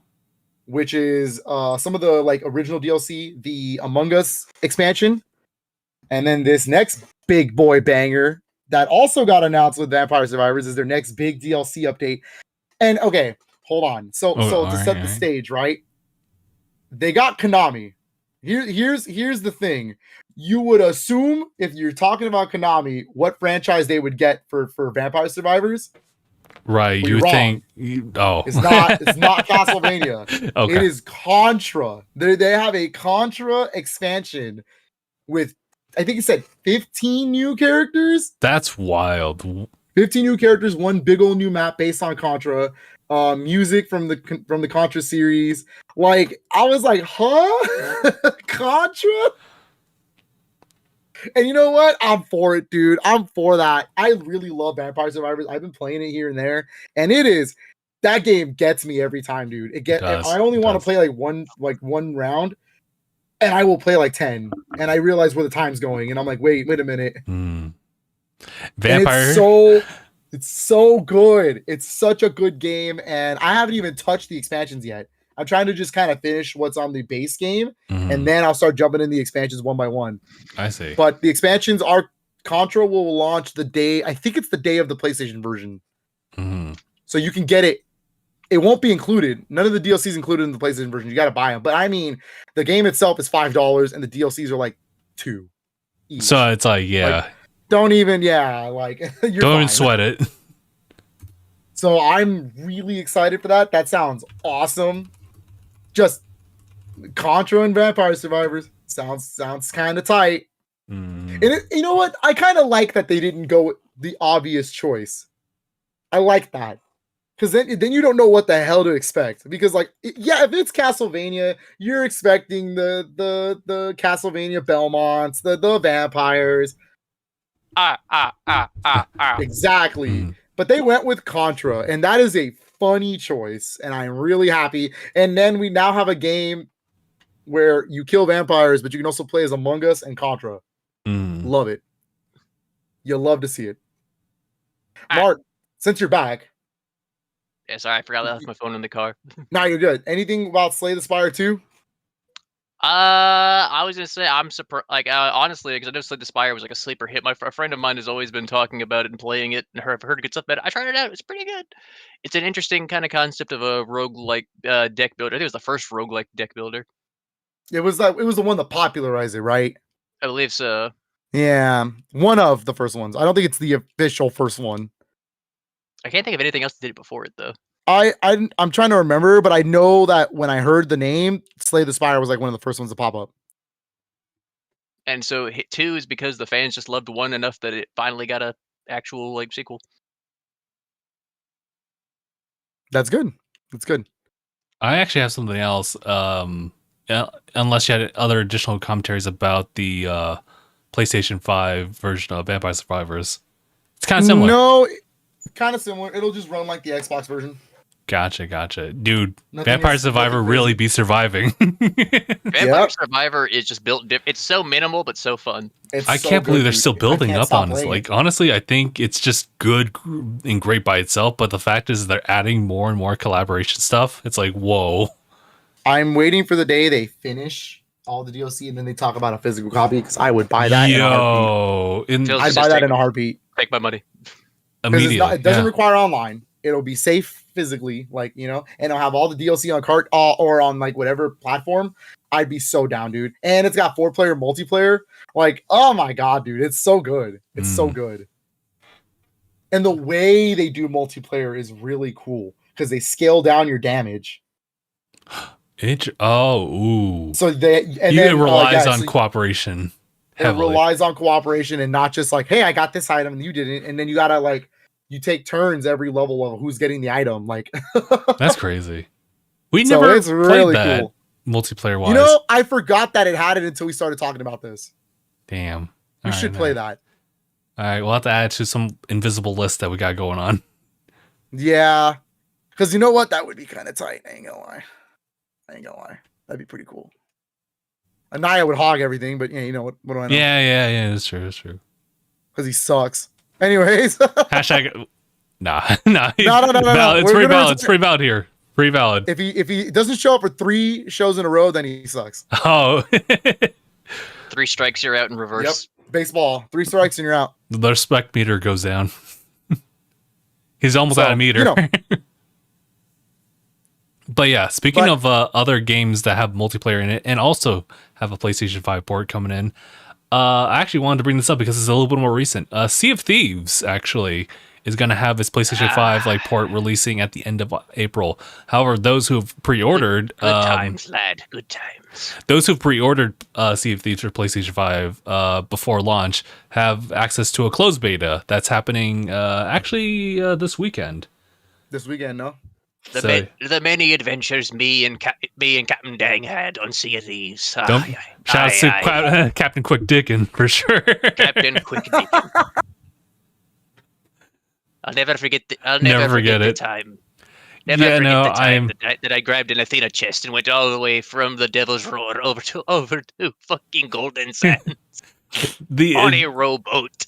the adventures are real in that game because it's really your own adventure, and I'm just happy that know like a whole other audience gets to like try out the game, especially in its current form, which is like really developed and built up since like day Sea of one. Thieves is the #1 pre-ordered game right now on PlayStation Store. That's crazy. Everyone, because they really want to play it. Like, that's crazy. It's a great game. That's all I also got another is thing we Steam could have Game. like been playing as well. I'm always down to have that game whenever you are. I'll play it on Xbox, but yeah. That's perfect. Phil, play something with us. I mean, Is give me it a time cross? frame. I I know don't I'm remember busy, if it's but yeah. crossplay. it is going to be crossplay. Oh, Give me very one nice. second while I That's go why- put my chicken wings in the oven. Yes. They want that's why they're doing the beta. They want to make sure it works. Gotcha.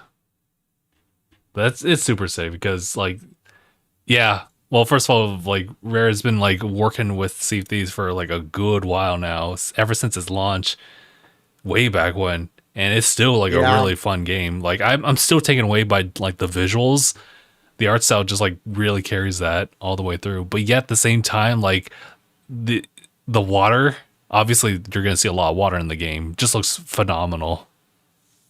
It's also Rare's first game ever to launch on a PlayStation console ever in their career. Crazy. So historically, this is a big thing. So Mhm. I'm happy. Yeah. I'm happy for Rare. I'm happy for Microsoft or Xbox allowing it to happen. Mhm. And yeah, I personally won't be playing the PS5 version because I have it on Xbox. Mhm. But that doesn't mean I'm not excited for people to play it. For sure, for sure.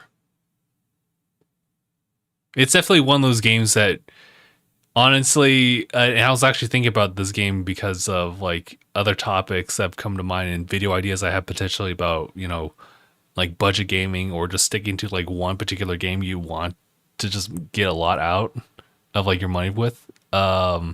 Especially when we kind of cross that with, you know, Xbox Game Pass and everything like that. Sea of Thieves is one of those that you can get a lot of mileage with, both in game and just, you know, in general. Yeah. Yeah, just really happy for them. Now about Everwild. Yikes. Now tell me about that. That's a touchy subject. Anyways, Let me lock in. Let me lock in. I want to know. I want to know. Can you show me? oh my god. Yeah, Everwild's a game, I think. Eventually, but that's all I really wanted to talk about. Just like huge dub for PlayStation like players for Sea of Thieves. Mm-hmm. Before we jump Marc into is putting the Marc corner. I'm kidding. Yeah, no, we need to get you an anime, especially with the Spy Family movie. Come on, Phil. I'll go watch it. Hell I don't yeah, mind. that's happening. I think I just like going to theaters, you know? for sure. But yeah, I get that's kind of like a side thing for the main topic that I want to talk about, which was like the seasonal anime. But there's also Spy Family. The movie is premiering like this month as well, but I think it's gonna happen, yeah, like around next month, or sorry, next week. Mm. But yeah, no. The reason that we're bringing up the season of anime is because spring anime, I believe, started last week, but they're kind of churning out like the pilot episodes for each one, like over the course of 3 weeks at this point. So this is still, I think this is the third week, if not the second week, because some new anime already have like their second episodes out, and there's quite a number of them that are of highlight, especially for Marc's side. The big one that just like had their first episode out, despite leaks and whatnot, is Konosuba. It's a show that came out. I'm trying to remember exactly the date at which it aired, but it's currently on its third season. It's pretty much just like taking the isekai genre, but also like just blatantly making fun of it. So it's definitely just an isekai comedy. So a lot of people love it for that. And coming up, actually this is like next month, but you know, Demon Slayer will have its new season for that one. That's in May though. A favorite of mine, which is God, I gotta read the full title for this one. That time I got reincarnated as like a slime. It's season 3's out. Oh, I know about this anime. Yes, that's a fun one. I like how that one develops. It also is definitely following the trope of what I've had in mind of like, you know, the further in you get into like a show, the more like political it kind of gets. Especially if it's like it starts off as whimsical, if not like a battle anime. It kind of gets into like world building a lot in later seasons for obvious reasons. And I think we'll see a little bit more about that later on. But Jobless Reincarnation is also another isekai one. But this one is pretty well polished for one such as that. One that came out actually today. That's been showing up. It's also like part of like the roster of like Shonen Jump, if not Viz Media, is Kaiju number 8. It's an interesting show that deals with, you know, kaijus and whatnot. Follows the story of just a would-be dude who works in pretty much the cleanup crew of these kaiju battles. And through circumstances, he ends up in the front lines along with a couple other characters. It's a really interesting read, so I'm glad that they got the adaptation for this one. Let's see, another one that happened earlier this month of April is the remake for what's it called? Hold on, let me just see. Spice and Wolf. That's one that people have their like sights on. So it's an interesting like romance, is what I understand it as. So I'm just glad that they're able to do that. Let's see. Windbreakers is an interesting one. It's essentially just a it just kind of follows delinquents in high school. It's like a whole premise I haven't really watched, but from what I've seen episode 1 and 2, it looks really well polished on that front. And then, oh, how can I forget this one?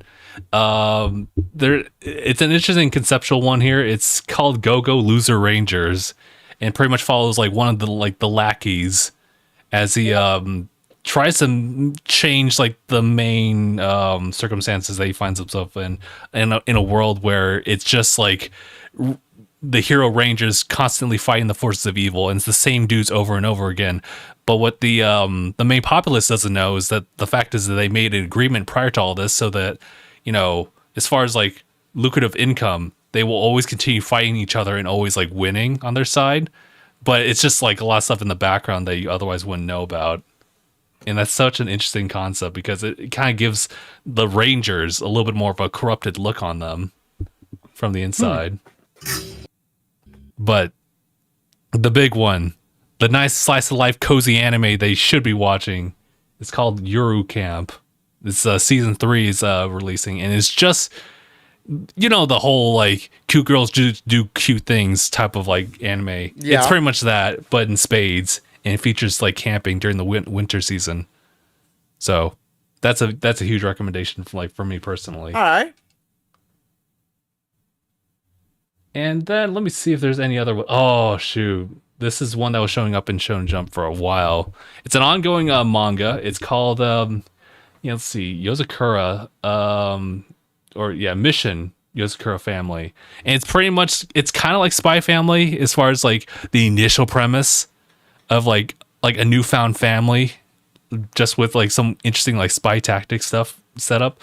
I don't know too much about that, but thing is that it's kind of hard to like stream that one. I believe that's something that's on Disney Plus / Hulu, and I'm not sure if it's like a regional thing, but I just, from what I understand, it's something that should be really anticipated, but I just don't know where you can actually like watch it over in the West.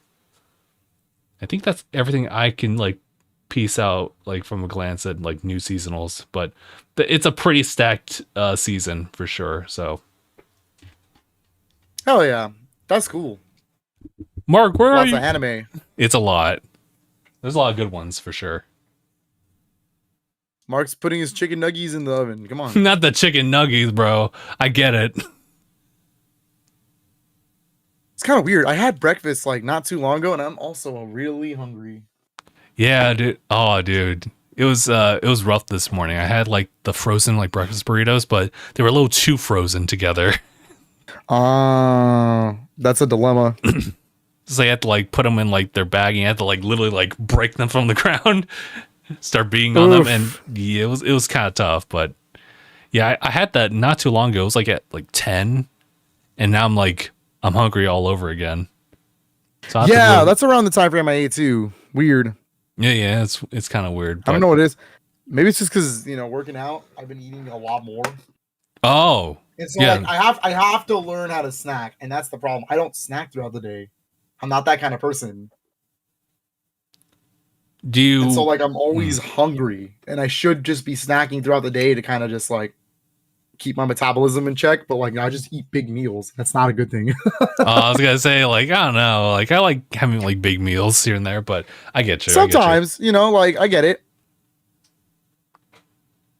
Well, before Mark jumps in real quick, do you want to talk about watching Godzilla Cross Kong? Oh yes, okay. I completely forgot we watched that like at the very beginning of this week. Weekend. Yeah, last weekend. Sunday. Last Saturday, yep. It was fun.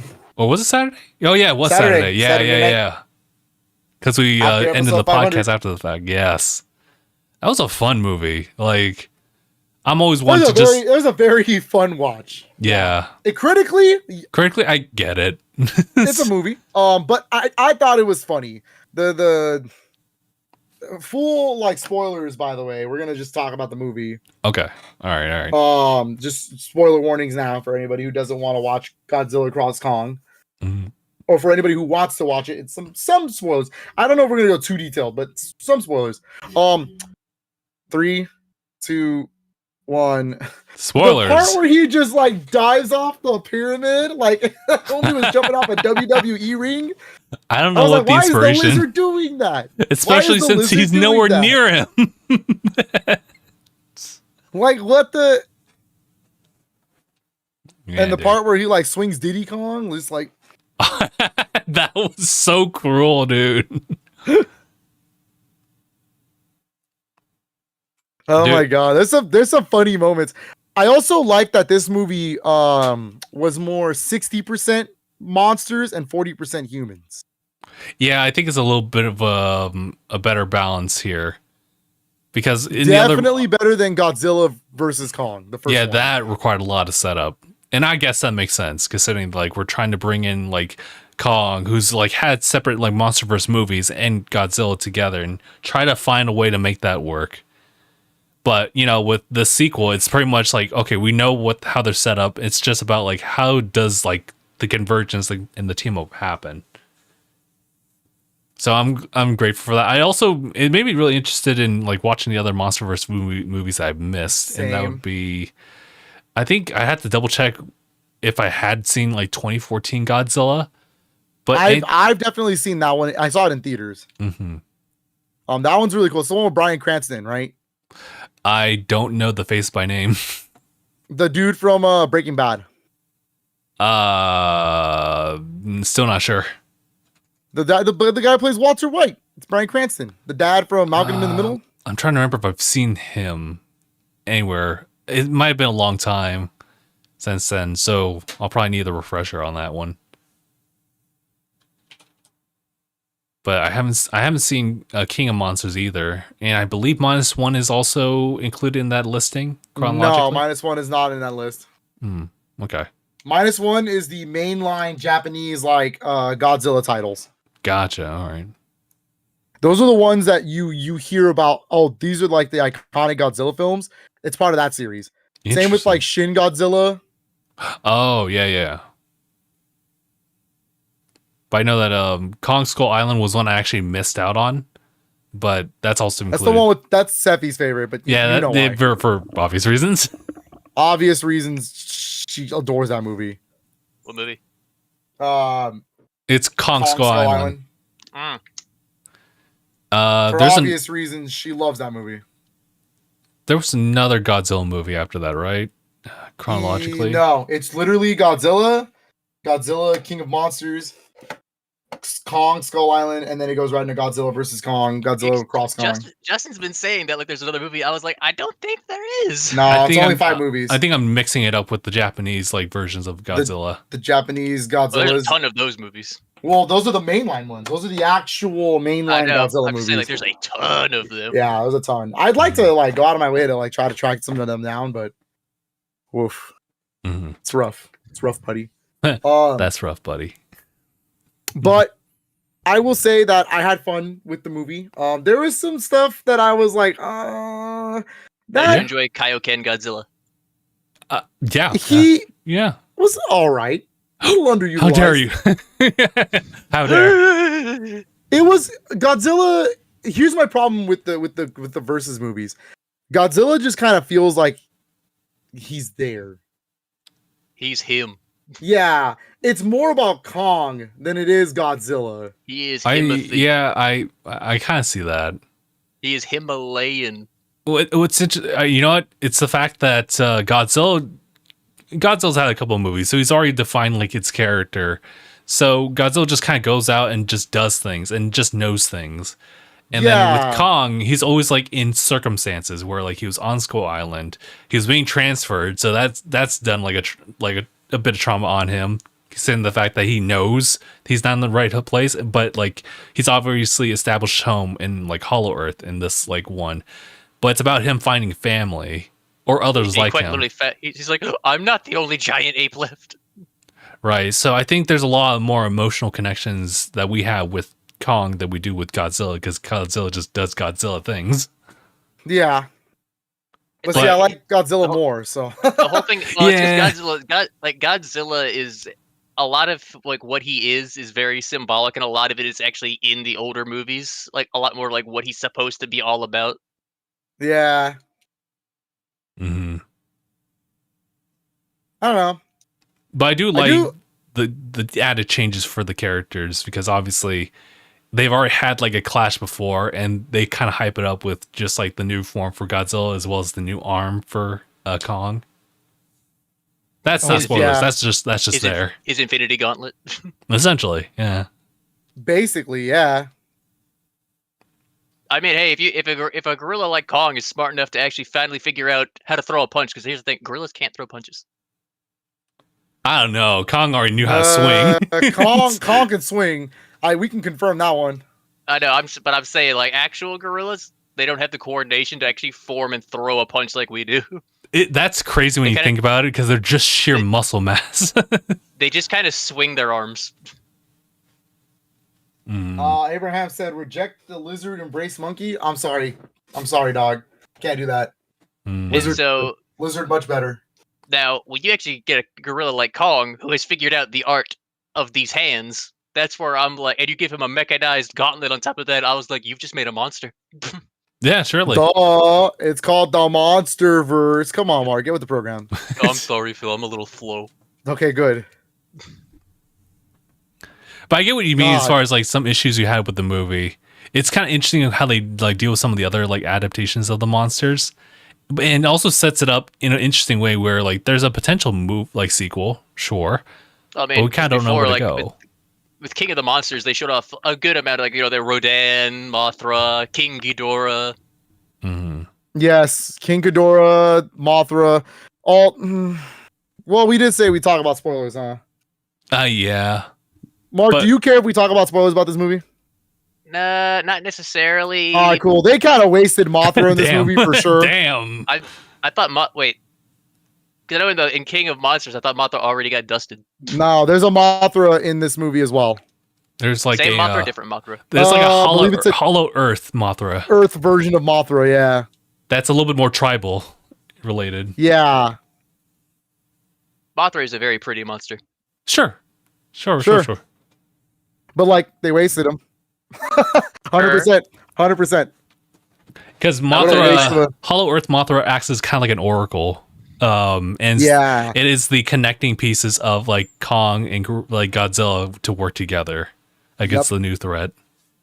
It's a very weird way to integrate Mothra, but like Mothra is like all of a sudden Godzilla's like best friend, and I'm like, what is this? The other one did protect him in king of the monsters, so maybe he actually recognizes that. But to be fair, look who they were fighting. Like King Ghidorah. King Ghidorah is a bigger threat than Mothra. Like, and Mothra is actually like, the only monster that we've seen that was actually like somewhat friendly with people. Yeah, and then Godzilla versus Kong was Mecha Godzilla. So Yeah. Which is just a weapon. Yeah. That was kind of weird, but hey, at least they did it. I mean, that is what Mechagodzilla is. Like, even in the actual older movies, he's a sub-weapon. Yeah. Like I said, all this does is makes me want to go back and watch older Godzilla movies and just really get back into kaiju a little bit, because it's been a minute. It's been a hot minute.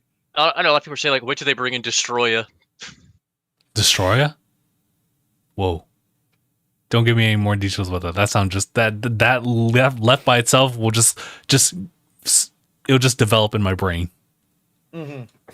But they did try to tried to like connect a lot more narrative stuff as far as like Kong Skull Island's involved into this. So. Yeah. Skull Island, I enjoyed. I thought it was good. It was a fun like one of my friends did it best. Like, it's like a popcorn movie, fun popcorn movie. All of them are fun popcorn movies. Not a single one is bad. Like none of them are like, oh man, I can't stand this movie. You know what I mean? Like none of those are them. They're just fun action. Like, turn your brain off. It's just funny. Like some monster. Big monster. Yeah. Unintentionally funny like movies. I suppose you're kind of right. And you can find some deeper meanings in certain plot points. It just depends on if you're really looking for it. Mm-hmm. Yeah, I think that's. If there's anything about that, then it's probably on like the human plot side. Yeah, because like the humans tend to explain the monster's thoughts in a sense. Mm-hmm. And even then, like, that's all right. We don't need that. I mean, I understand why they use the people, because you do need, for some people, you do need that human speak, kind of like to kind of just say for people who aren't as introspective as others. See, this is the argument I even talked about of like. What people actually brought up is like why in the Sonic movie they had human like subplots in it. It's for the parents. It's for the parents. Not only the parents, it's also for those who are just a little not as quick on the draw. Who just don't get the hype. I get it. Or they just can't put the pieces together. It's like, so sometimes some people just need it just flat out said. Yeah. It's like if there's a Kingdom Hearts movie. You're gonna have the Kingdom Hearts plot, but you're gonna need to have the people plot. You're not gonna have the people plot. You're gonna have the Disney characters to help with that plot. Are gone. Oh my god. Are gone. Huh? And here to help us with the plot, please welcome Mama Coco. Not Mama Coco, bro. Jesus Christ. Yeah, that's funny. If the world from Coco comes into Kingdom Hearts 4, that'd be amazing. I would cry. I would guarantee cry. I'd be down if that was the new musical level, because it's better than fucking swim this way. We'll dance and we'll play, and it's very easy. Come on, you can. I'm trying to remember where that's from. It's the stupid Little Mermaid level from Kingdom Hearts 2. Flotsam and jetsam. Yeah, it's poopsies hasten to my side.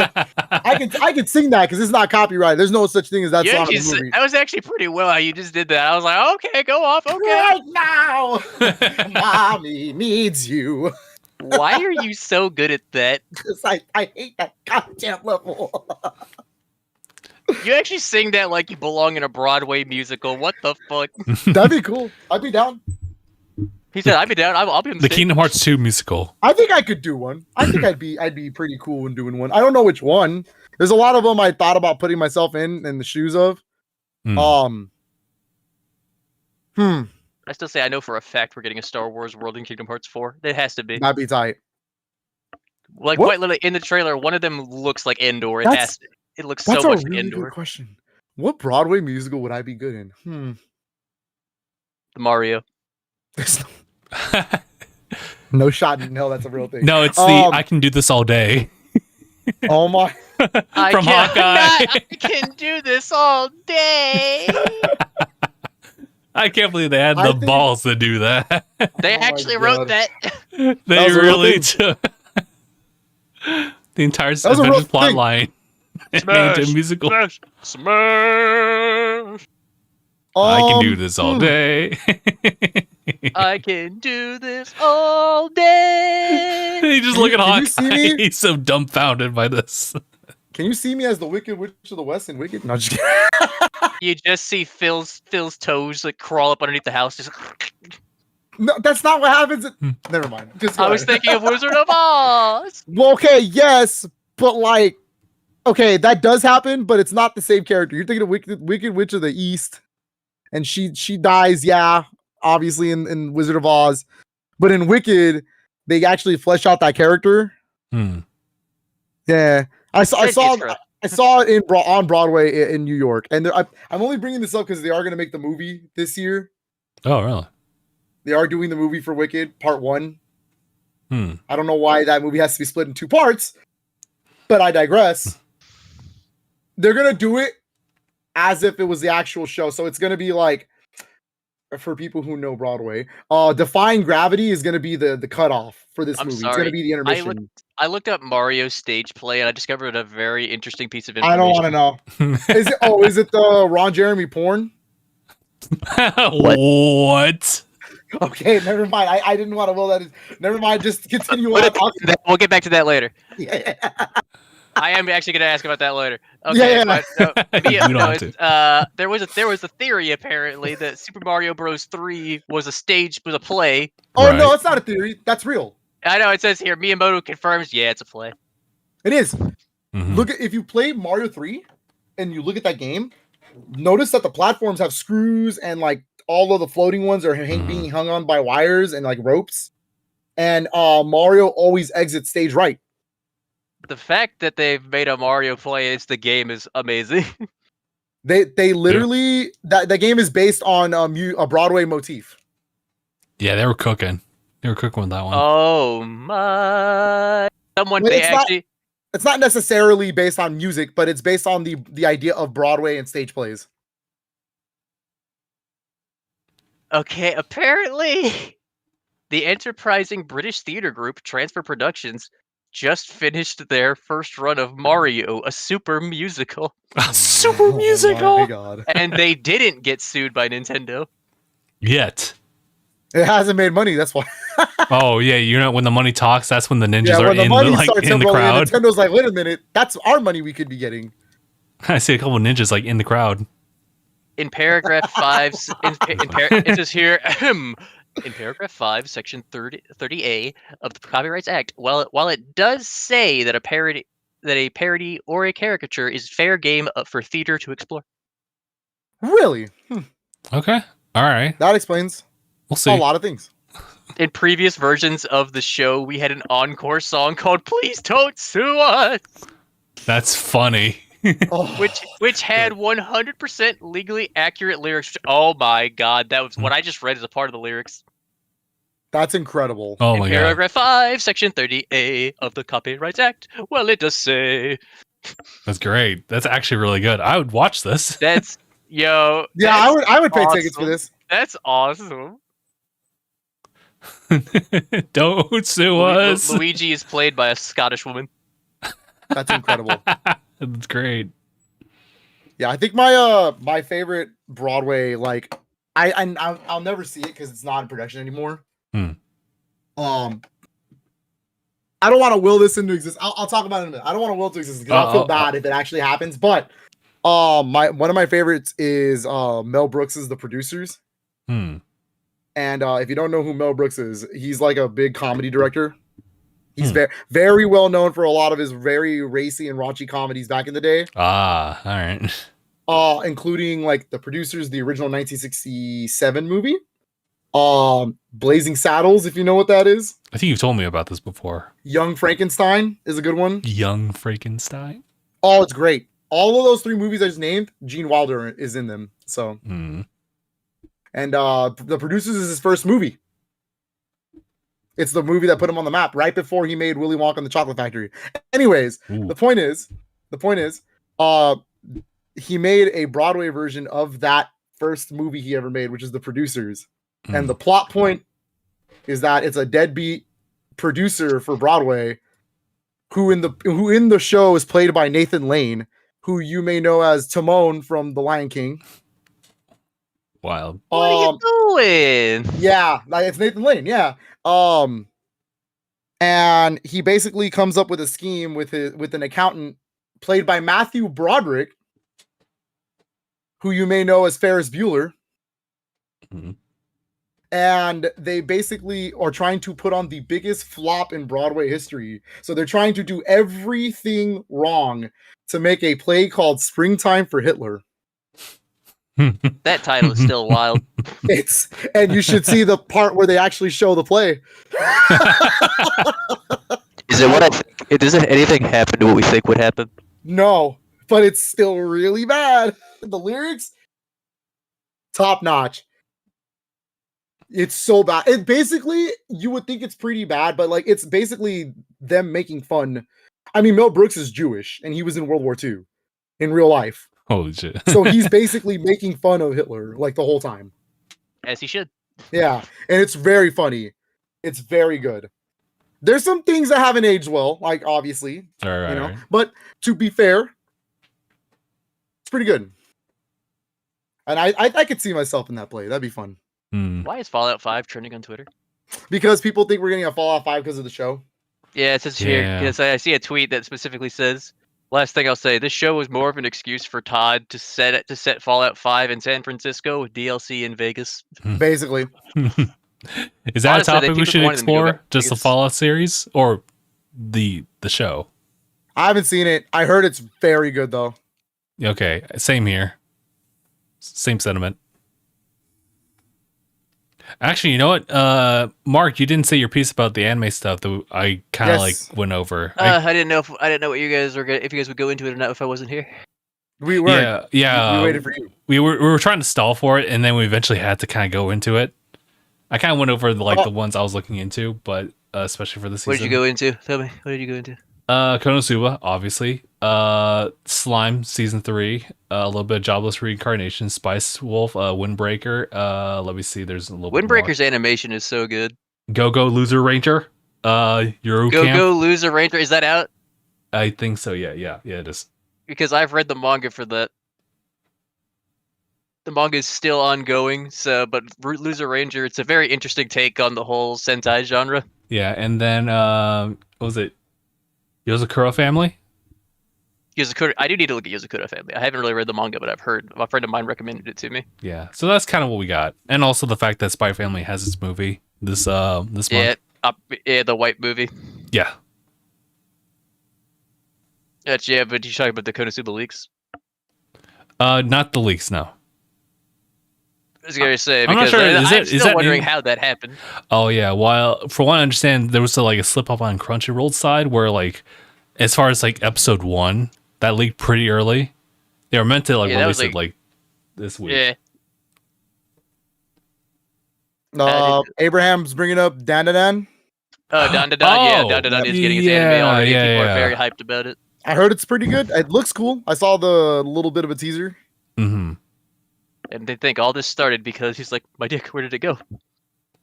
That's funny. Perfect. My is gone. That line will never not be funny. I don't know who at Square Enix was like, let's put that in a Disney. Let's make that a plot point in the tutorial missions. Konosuba season 3 started out as funny as I was hoping it would. I have not caught up, or I haven't checked out season or I guess that episode yet, but I will. Season 1? Or season 3, episode 1? It's season 3, episode 1. Sorry. Oh, so you haven't even started yet. Yeah, not yet. I was going to though, but streaming issues had to rise, so I was like, okay, let me just see if I can do this before pod. No, but it's really good. Phil, I don't even know if you've ever seen Konosuba at all. I heard of it. I think probably, honestly, you'll probably like it. It's very funny. You'll probably like it. It's just comedy. Maybe. It is an isekai that is very self-aware. The humor is very much. It feels like it very much hits in the Western world very strongly. Mm-hmm. It's like because like there's because like obviously there are things that both cultures are going to find funny, but you can Right. tell like when it's like okay, this is a joke I could see being made here a lot. Yeah, I think the dub really thrives because of that. See, I don't really watch the dub. I watch the sub. For sure. But I definitely had a moment where I was like, I could watch this in dub now. Yeah, I think it's a perfect excuse to rewatch it. Yeah, I can see that. And of course, I'm also catching up because like I have fallen behind, but I am catching up right now on my shows. Like I am like pretty much halfway through Shangri-La Frontier. Oh yeah. That was made like the name last up. season. But yeah, for sure. They definitely are gonna have a season 2. Oh, absolutely. And I mean, of the show, it's Phil. You love video games. This is probably one of the best done video game animes I could recommend you. Really? Justin, you've watched some of Shangri-La, or have you watched all of it? I can't remember. I watched all of it. Yeah, I think because I think it's one of the better done ones. it's definitely a very strong start one, and then it kind of coasts quite a bit, like pretty much near the end. It has great animation when it comes to the combat, but obviously when you know that you're going to be sticking with them in the long run, there's like going to be a lot of like lore building following after that. I think the premise of the fact that like because they took down one of the big bads or one of the big secret bosses so early on, and it pushes like the narrative of the entire world itself. And this is a game like in the show that has been like there since like a whole year or so ago in their world. And the fact that the whole story is now moving forward because of this has like now changed the perspective. I like how that's being built up on that front. And I'm honestly like one of the aspects of Shangri-La Frontier that I really like is it'd be so cool to have a game that's actually like that. Because think of the certain aspect, it's a game where there are certain unique scenarios, unique things that like it's constantly like people find these unique things, and sometimes you get these scenarios out, but sometimes you might keep the scenario for yourself, so it's like your own unique thing in the game that only you have. Mm-hmm. And I think that's a very cool aspect, or the unique encounters, or these unique bosses that entire clans are built to defeat this one unique boss, and like, no one has done it. Oh yeah, before we jump into the conversations about Shangri-La further, I just remember that bit in Konosuba dub, and I think it's the same subtitles as well in the Japanese version, where it's like, will you let me touch it? And without hesitation whatsoever, he says, absolutely. Yeah, I remember he said, absolutely. Jesus Christ. Dude, no hesitation, you said, absolutely. Dude, Konosuba is so fucking funny. Also, without missing a beat, which one of you is my master? It is I. It is I. Anyway, like, yeah. Dude, Kazuma is, like, I'd say Kazuma's probably the most relatable protagonist in terms of the isekais. He's an opportunist.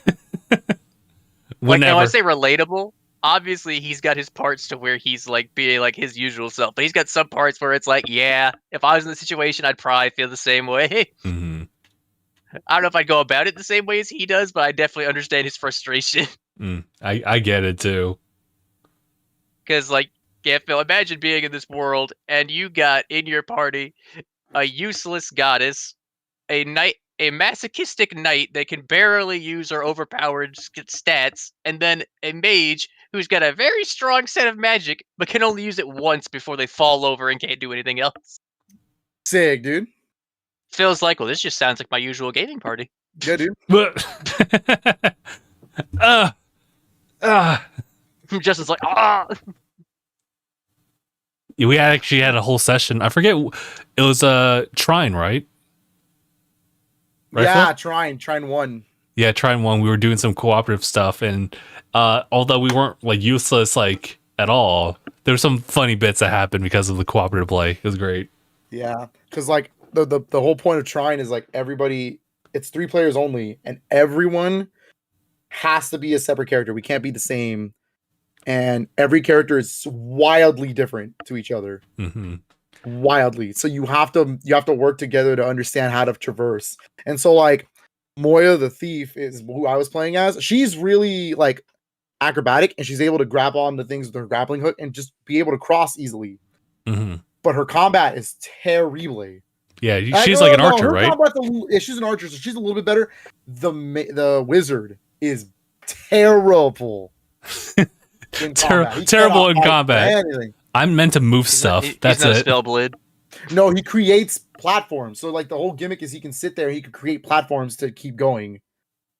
Yeah, there's different like nuances with it, but then you actually have an offensive like Vanguard character. Yeah, and so Justin was the mage, and Aniyah was the knight. Pontius, I don't remember the wizard's name, and he's like the most famous character there. The Pontius the knight is basically the attacker. He's the only one that can basically do most combat. Mm-hmm. And he's got to be the one that defends us from most of like the traps and whatnot. And enemies too. And enemies, like it's really funny. But then he also has this like ridiculous like ability where he can shoot things off his shield. So Aniyah's over here just trying to break the game as much as he can. And we're like, dog, it's not how it works. He goes, no, it'll work. No, trust me, it'll work. It's like a series of like puzzles with some enemy combat, and there's like usually like a big boss, like mid game boss or like boss for the end of the level. And I remember like my defining moment was me, the mage who just makes obstacles, creates this block and tries to chuck it at the boss.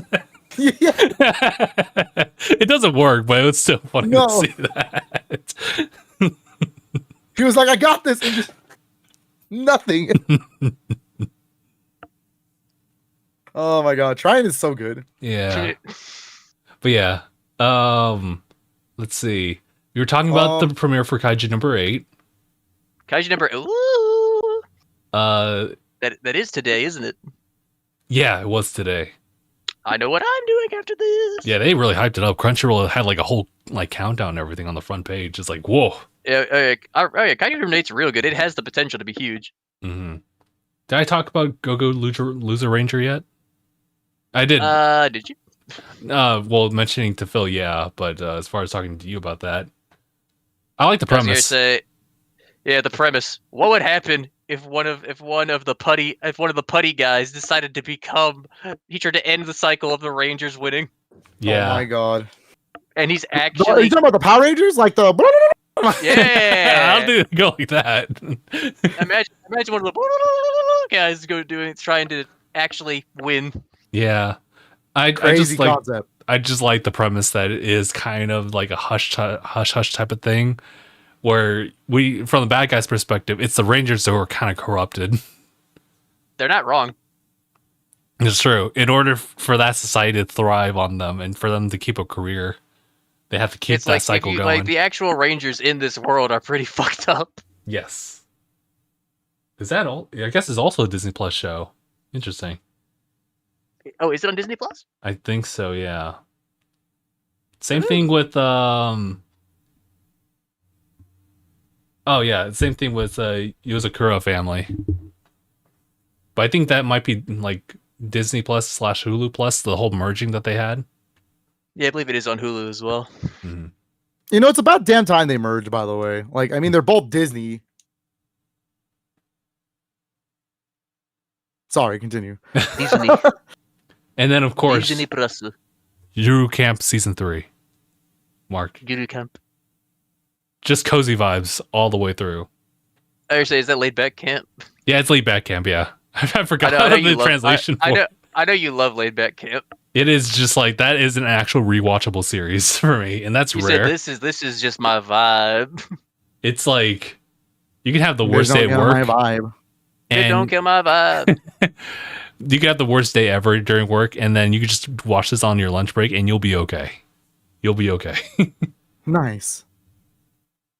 But that's all I had as far as like the listing of like season anime, and there's still quite a lot, but those are the standout ones I see. Plus size Alpha's getting in anime, and I can't wait. Huh? Yeah. Wait, is that I don't really know the contextual stuff, but I think I've seen that being thrown around. I remember there was an anime YouTuber who did actually do a video on the manga saying this is probably the thickest manga I've ever seen. Oh my god. And they don't mean pages. Oh my. And I was like, Sound like Winslow from Cat Dog right there, dog. Also Master Roshi. Hey, Cat Dog. Hey, Cat Dog. Oh, but there's also a Re-Monster that did also just start. Yeah, that's kind of like it's like Slime, but just like a different perspective. Well, that's how I see In it. a sense, yes. I do think it's an interesting premise of he's already in a sci-fi world, but then he died, and now he's being reborn into as a goblin, essentially. Yeah. And seeing as how you can actually evolve to become an even more advanced race, that's interesting. Oh, I forgot about Definitely this interesting one. concept. This one is also for spring. It's called Grandpa and Grandma Turn Young Again. It was so funny because literally, like, it's obviously like them in their old age, and then they eat like this like golden apple that turns them young again, and without missing a beat, Grandpa's like, "Let's have our honeymoon again." He said, "It works again. Let's do this." Damn. That's Dude, like ultimate Chad levels right there. To be fair, if you depending on how old he is, he's probably been dealing with that for so long. So the fact that now it actually works again, he's probably like, "Let's go, let's go before it's too late." Oh, and Mushoku Tensei the second half of season 2. Right. Second half of season 2, or is it season 3? I think it's season 2. It's second half of season 2. Yeah, it just started. I like the pacing on that one. They're definitely taking their sweet time on that. Oh yeah, Mushoku Tensei is very good. It's like one of the like really good redeeming like isekais, because there's ones that you'll just be able to watch and be like, that was fun. There's obviously the initial ones where it's like they definitely like started the whole like genre, and they're kind of doing their own thing. But then there's like definitely heaps of trash ones and some really good ones somewhere like in between. Yeah, well, isekais, you're either gonna get trash, or you're gonna get like respectable trash, or you're gonna get like just good. It's just good, bro. There is some respectable trash isekai. Respectable, yeah. The ones where it's like, it's trash, but I still like it. Yeah, like I'll watch it still every week. It's like, I still enjoy it. Every week. You'll be like, I acknowledge the problems. I still like it. There's also what's it called? Oh yeah, if only Aniyah was here, because I figured I was wondering what he would have to say about the animation of the fight between Luffy and Rod Lucy. Yeah, that was making waves. And I will say that was like, I was like, sheesh. Whenever they pop off on those like particular moments, it's gonna just make waves everywhere, and I definitely saw it. It was really good. I do think that was a good transformation sequence for Luffy. They don't miss on that. I was like, I called it too. I was like, he's beating on his chest. The drums of liberation? It's good. I still can't believe Aniyah is the only man I know in my life who has been able to watch all of One Piece like 8 over 5 times. I could never. Like Right. He's truly built different. Different.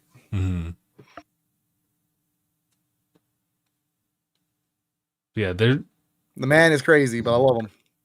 True. Oh, everyone loves Aniyah. This is true. Aniyah is just a lovable guy. A little crazy, but he's lovable. He's a good egg. He truly is, though. Yeah. Although that is his strength and weakness, but yes. He is good to a detrimental degree. Yeah. It's true. But yeah. Yeah, I think that's everything. I think we've covered literally everything we could possibly talk about right now. I mean, other than like what we were playing this week or anything, but like, yeah. Yeah, I haven't really that's been brief, right? I'm assuming you're playing Final Fantasy 7 still? Yeah, I'm still playing through that. Yeah. And then I haven't even touched it, so I need to go back into it. All I've been doing is playing Prince of Persia. I started it up. Okay. It's pretty good. It's pretty damn good. Pretty a little tough. I died like 10 times already, and I'm barely only 8% into the game. Is that just like exploration stuff, or? Yeah, no, I died. The enemies are tough. That game has a pretty interesting combat system. It's a little bit more intricate than it looks. It's very hack and slash, very timing buttons and combination inputs. Interesting. It's interesting, but it's really good. It adds a thing that Metroidvania should all have, and not even Dread has it. And it's this really cool idea where you can take a snapshot of areas and you can place them on the map, so you know where. Let's say you don't have an item for it, but you know it's there. but you don't want to forget, you can place a snapshot there. Yeah, Metroidvanias are missing that. They'll give you like It's really they'll give you cool. like pins, but they'll give you like maybe just one. No, like this is actually like it's a pin, so you'll have to scroll over it still. But when you scroll over it, it'll show you the screen of what you took. That's sick. I like that. So I was like, that's really tight, and it's really good looking. I am playing the Switch version, so it's a little lower end on the visuals, but it is running a smooth 60 frames, no drops. It's really pretty, especially on the OLED. It looks really nice. Mm. Yeah. Other than that, I beat Princess Peach Showtime. I 100%ed it. Very nice. I did it. Not worth it, but I did it. Good to know. I think I'm just gonna breeze through it. Roll credits, dog. Just roll credits, and you don't. That's all you got to do. I'll make a quick review about it, and that's it. I personally think if you play that game up, it's what I told my sister because she's playing it right now. If you play it up to the credits, you're gonna have a great time. If you're trying to 100% that game, you're gonna be kind of miserable. It's not hard, it's tedious. And then the boss challenges are also tedious, and those ones can get tough. There's like this, like when you beat the game, the post game is literally go back, beat the bosses, get new sparklas, right? Mm-hmm. But the sparklas can only be obtained if you do requirements. And it's like, for instance, Spot Lion. Have you played the Lion boss yet? Yeah, I think I did. Okay. Imagine trying to beat him, but only being able to throw 9 balls or less back at him. And only the striped ones. You cannot throw the solid ones back. It has to be only the striped ones. And don't take damage. Now, you can do them separately, but that would require you to play that 3 times. And it's like, no. I ain't doing that. No. I got like the snake one, the one that rewinds time. Mm-hmm. The requirement for that one was don't let them rewind time. Oh, so like, don't get caught. Don't ever get caught. Don't ever get caught. Don't get hit. And I believe there was one more. There's something else, but yeah. Maybe a time limiting. Yeah, I can imagine there being like a time limit. Sometimes. But like you get a costume, like it's not like they don't reward you for doing all this. It's just, it's just a costume with nothing. It's a post-game costume for a game I just beat 100%. I'm never going to use. Yeah. Anyways. Yeah, the better like last minute unlocks are the ones that let you just go back into the game and just like breeze through it even more so, honestly. Those are good. My favorite last post-game unlocks is when it's new content. Like if there was like a secret exclusive like hard level you can only get after 100%ing everything, that would have been cool. That's also true. I see that. Like for instance, Mario Galaxy does this, right? Mario Galaxy 1, you technically have to beat the game twice. Once with Mario, once with Luigi, all 120 stars on both. And then you get the final Galaxy level that you can play as both Mario and Luigi, and you get that 121st star, and that's really cool. Would you say that Mario Wonder is kind of the same thing too? Because I guess you have to get all of them before you can get to that very like hard end. Like, level. the badge trial. Oh my god, that was so rough. I loved it. I loved it because it was rough. Because I don't get that kind of challenge from Mario games anymore, and that for me, for someone who was like playing it new, I was like, whoa, this is hard, and I love it. It was fun. Yeah, it's kind of rewarding. Like it feels good to get there, and you're like, I did it. I beat the real challenge of this game, like for sure. But Princess Peach isn't like that. It's like you can tell it's meant for a younger audience because they want you to keep playing the same levels over and over and over again. It's like, that's why it doesn't click with me. Is that like I like revisiting the levels if it's just like at a hard difficulty or something, but otherwise nowadays I'm kind of not like that. No, and neither am I. But I still think it's good. I still recommend it for sure, especially if you just want to play it to the credits. It's a pretty good game. If you're looking for a platformer that's just gonna, shut your brain off, call it a day, that's the one. And then the other game I beat this week was Spider Swords. I remember that. Spider Swords by WayForward. It's basically the Contra team, the one that's making the recent Contra Operation Galuga, and it's basically just Contra, but it's got like this Saturday morning cartoon vibe. And it's short, not long. I actually had been playing this since last year, but I just kind of stopped, and then I was like, but I'm on the last level. I should just beat it, and I did. And I guess I was just being lazy to learn the boss patterns because But it's kind of fun. It's not the best game in the world. It's not going to blow you away. I think Contra's better, but it was cool. Gotcha. Yeah. So that's what I beat this week. And then I'm playing Prince of Persia. And then like right now, I'm also finishing up Donkey Kong Country 3. Okay, AKA the weakest one of the bunch. But still like it? A good game. Still a good game. Yeah, like I'm kind of appreciating it more as I'm playing it again now. It's actually interesting. I appreciated that it's probably the best looking Super Nintendo game. It looks really good. The colors are really vibrant. Some of the effects going on are really cool. I didn't honestly appreciate the music until I'm like listening to it now, and I'm like, you know what? This is kind of fire. It's not David Weiss's soundtrack, no, but Evelyn Novak is really good herself. Like her music's actually pretty good. And so I'm kind of appreciating it. And so I gotta play the Game Boy Advance version again, because the Game Boy Advance version is different in the sense that it has a David Weiss composed soundtrack instead of this one. And there's a couple of new levels and whatnot. So let me go back to that, and I'll tell you which one's better in my opinion. But I always assumed the GBA version was better. It's still the weakest Donkey Kong Country. I don't think that's not changing my mind. Okay, well, put the Game Boy ports beforehand. Out of the actual ones that are called Country, it's the weakest.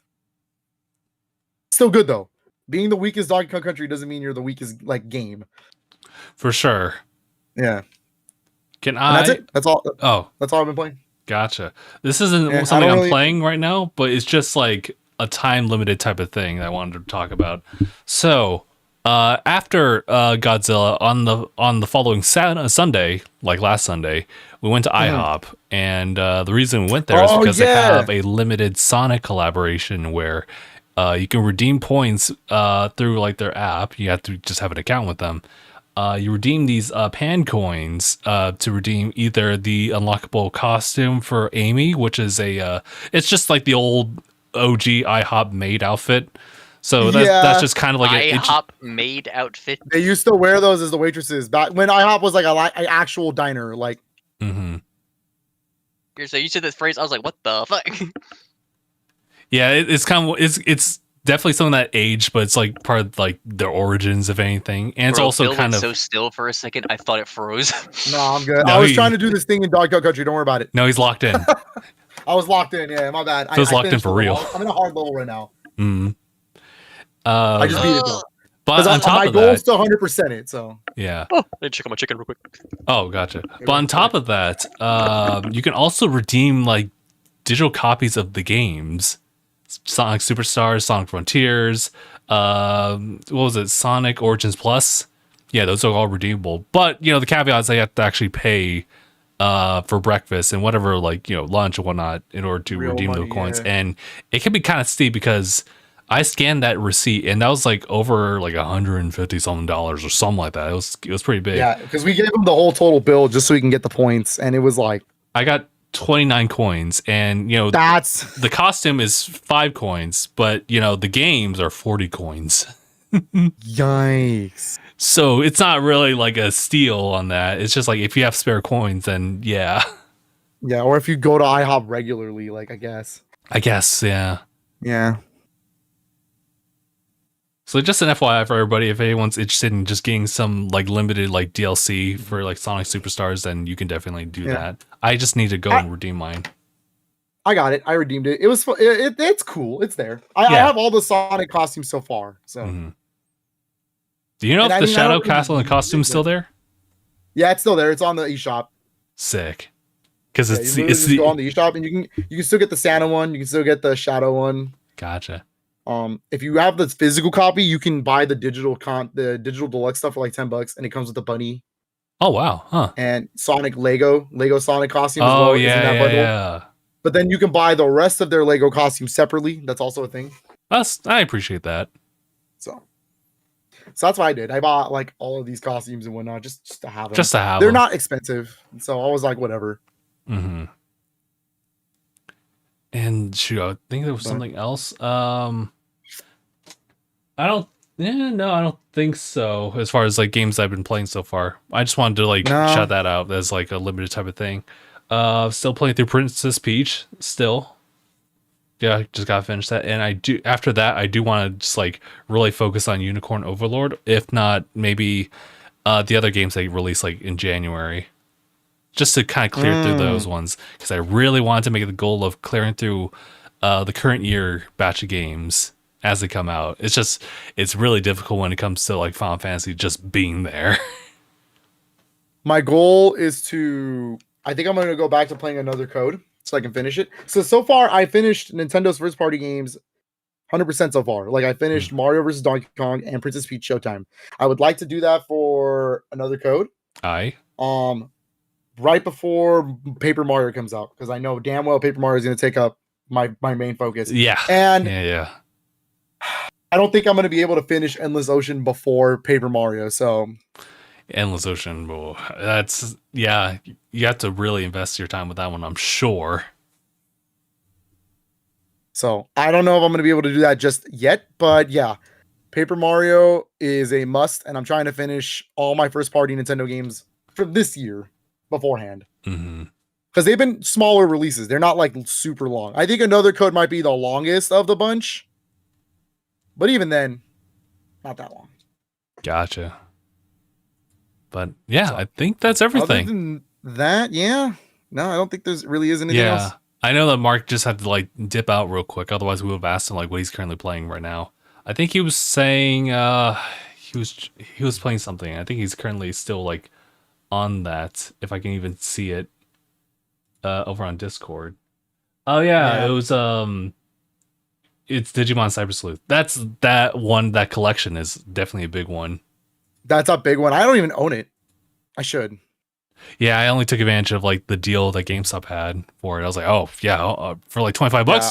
All right. I want the Switch version because it has both. Yeah.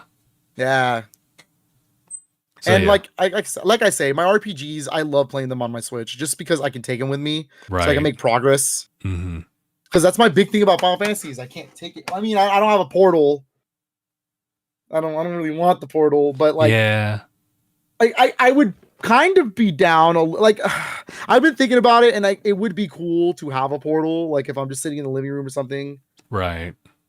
But like at the same time, like I can just go to the game room. Like I'm just being lazy. Like, yeah, that's true. It definitely doesn't feel viable when you want to take it outside, but people have done it before. Yeah, but then again, you know what? My Switch is right there, and quite frankly, that's what I do. I literally will take my Switch. I'll just sit in the living room or something. I'll just play a game with my headphones on while Katrina reads or something, and then we're just chilling in the room. Yeah, honestly, or vice versa. She'll come in here and I'm playing on my TV. You know what I mean? That's also true as well.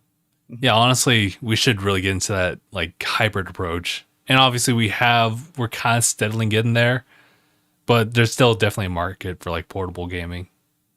Yeah, I think my problem is just like the Switch really like changed how I play games. It really did because like I never really thought about like how much time I actually like. If you've been in my game room, look at my actual portable shelf. It's nowhere near as big as everything else. There's a lot of games. I mean, obviously, but it's not in sheer like comparison. Yeah. And when I think about it, why is that? It's because I just like playing games at home. Like I do play my portable games here and there, but even when I have a portable game, I'm playing it on my couch or I'm playing it, like I'm home. It's also just because of like the byproducts of the time. There really was only like home consoles and there's handhelds, but like I think home consoles are definitely like the biggest highlight. And I can only imagine what someone might say, like quite a bit younger than us, having grown up with a lot of handheld stuff. So I'll never forget Katrina's little cousin when he saw me pull out a Game Boy Advance SP. Oh God! And I was playing Minish Cap. At the time, I was running Minish Cap on it. and this is like a couple years ago, so he's a lot older now. So I'm sure he knows what it is now. But when he was younger, He was like, I pulled it out. I busted it out, and I was playing it. And he goes, "Oh, well, what is that?" And I was like, "Oh, it's Legend of Zelda Minish Cap." And he goes, "No, what is that?" "What's that ugly thing over there?" And I was like, "Oh, Looks so archaic. You mean my Game Boy Advance SP, right?" Ooh. We're at a point where no one knows how iconic that particular model is. Oh man, I hate being an adult. You know that. It be really like that. I hate this. Someone will legitimately say that about the Nintendo Switch, but we can't even fathom that. Oh, don't even bring that into existence right now. I will be so sad. Oh, God. We were talking about the online services, and I thought about how sad it would be like when Nintendo Switch online services somehow get axed. I don't even know how they're gonna do that, but it's gonna happen. Homie, the day someone walks up to me and asks what legitimately is a big gamer, but they ask me what a Switch is, just put me in my grave. What a message to come back to. I'm not even kidding. I was talking about how Katrina's younger cousin when he was younger. It was a couple years ago, but I busted out my Game Boy Advance SP because I had it in my pocket. I was playing it. I was playing Minish Cap, the Legend of Zelda. Did he call you old? No, so well, might as well have. It was playing it, and I was sitting there playing it, and then he walks up. He goes, "Oh wow, what is that?" And I was like, "Oh, it's the Legend of Zelda Minish Cap," because I thought he was asking about Zelda. He's like, "No, what is that? What is that? What are those?" And I'm like, oh God, you mean the Game Boy Advance? Uh-oh. Phil, you got to remember that's before their time. Yeah, Truly was. Yeah. Good old friend of mine from work. He's his earliest consoles is like the Wii. So. Huh. I can only imagine conversation. His biggest memories is Wii's and DS. Oh my God. So it's like, and you know what? It's put a lot into perspective. Like, wow. Yeah, I guess that is technically really old, huh? Like, we're just too old is what it is. oh God. I'm imagining a conversation right now where it's like, "Oh, what are you doing? Like, what are you playing?" And I'm like, "Oh, I'm playing with I'm playing Mario Power Tennis for GameCube." Feel like, "Oh, no. What are you playing it on?" And I'm like, oh no, you mean the Nintendo GameCube?" Oh my God, dude. I can't fathom that. That's crazy.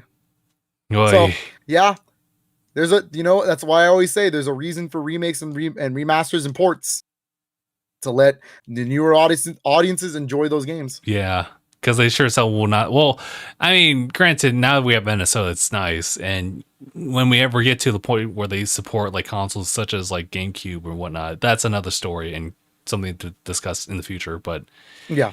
Otherwise, it's about just carrying on the game's history a little more so than the actual hardware itself. Yeah.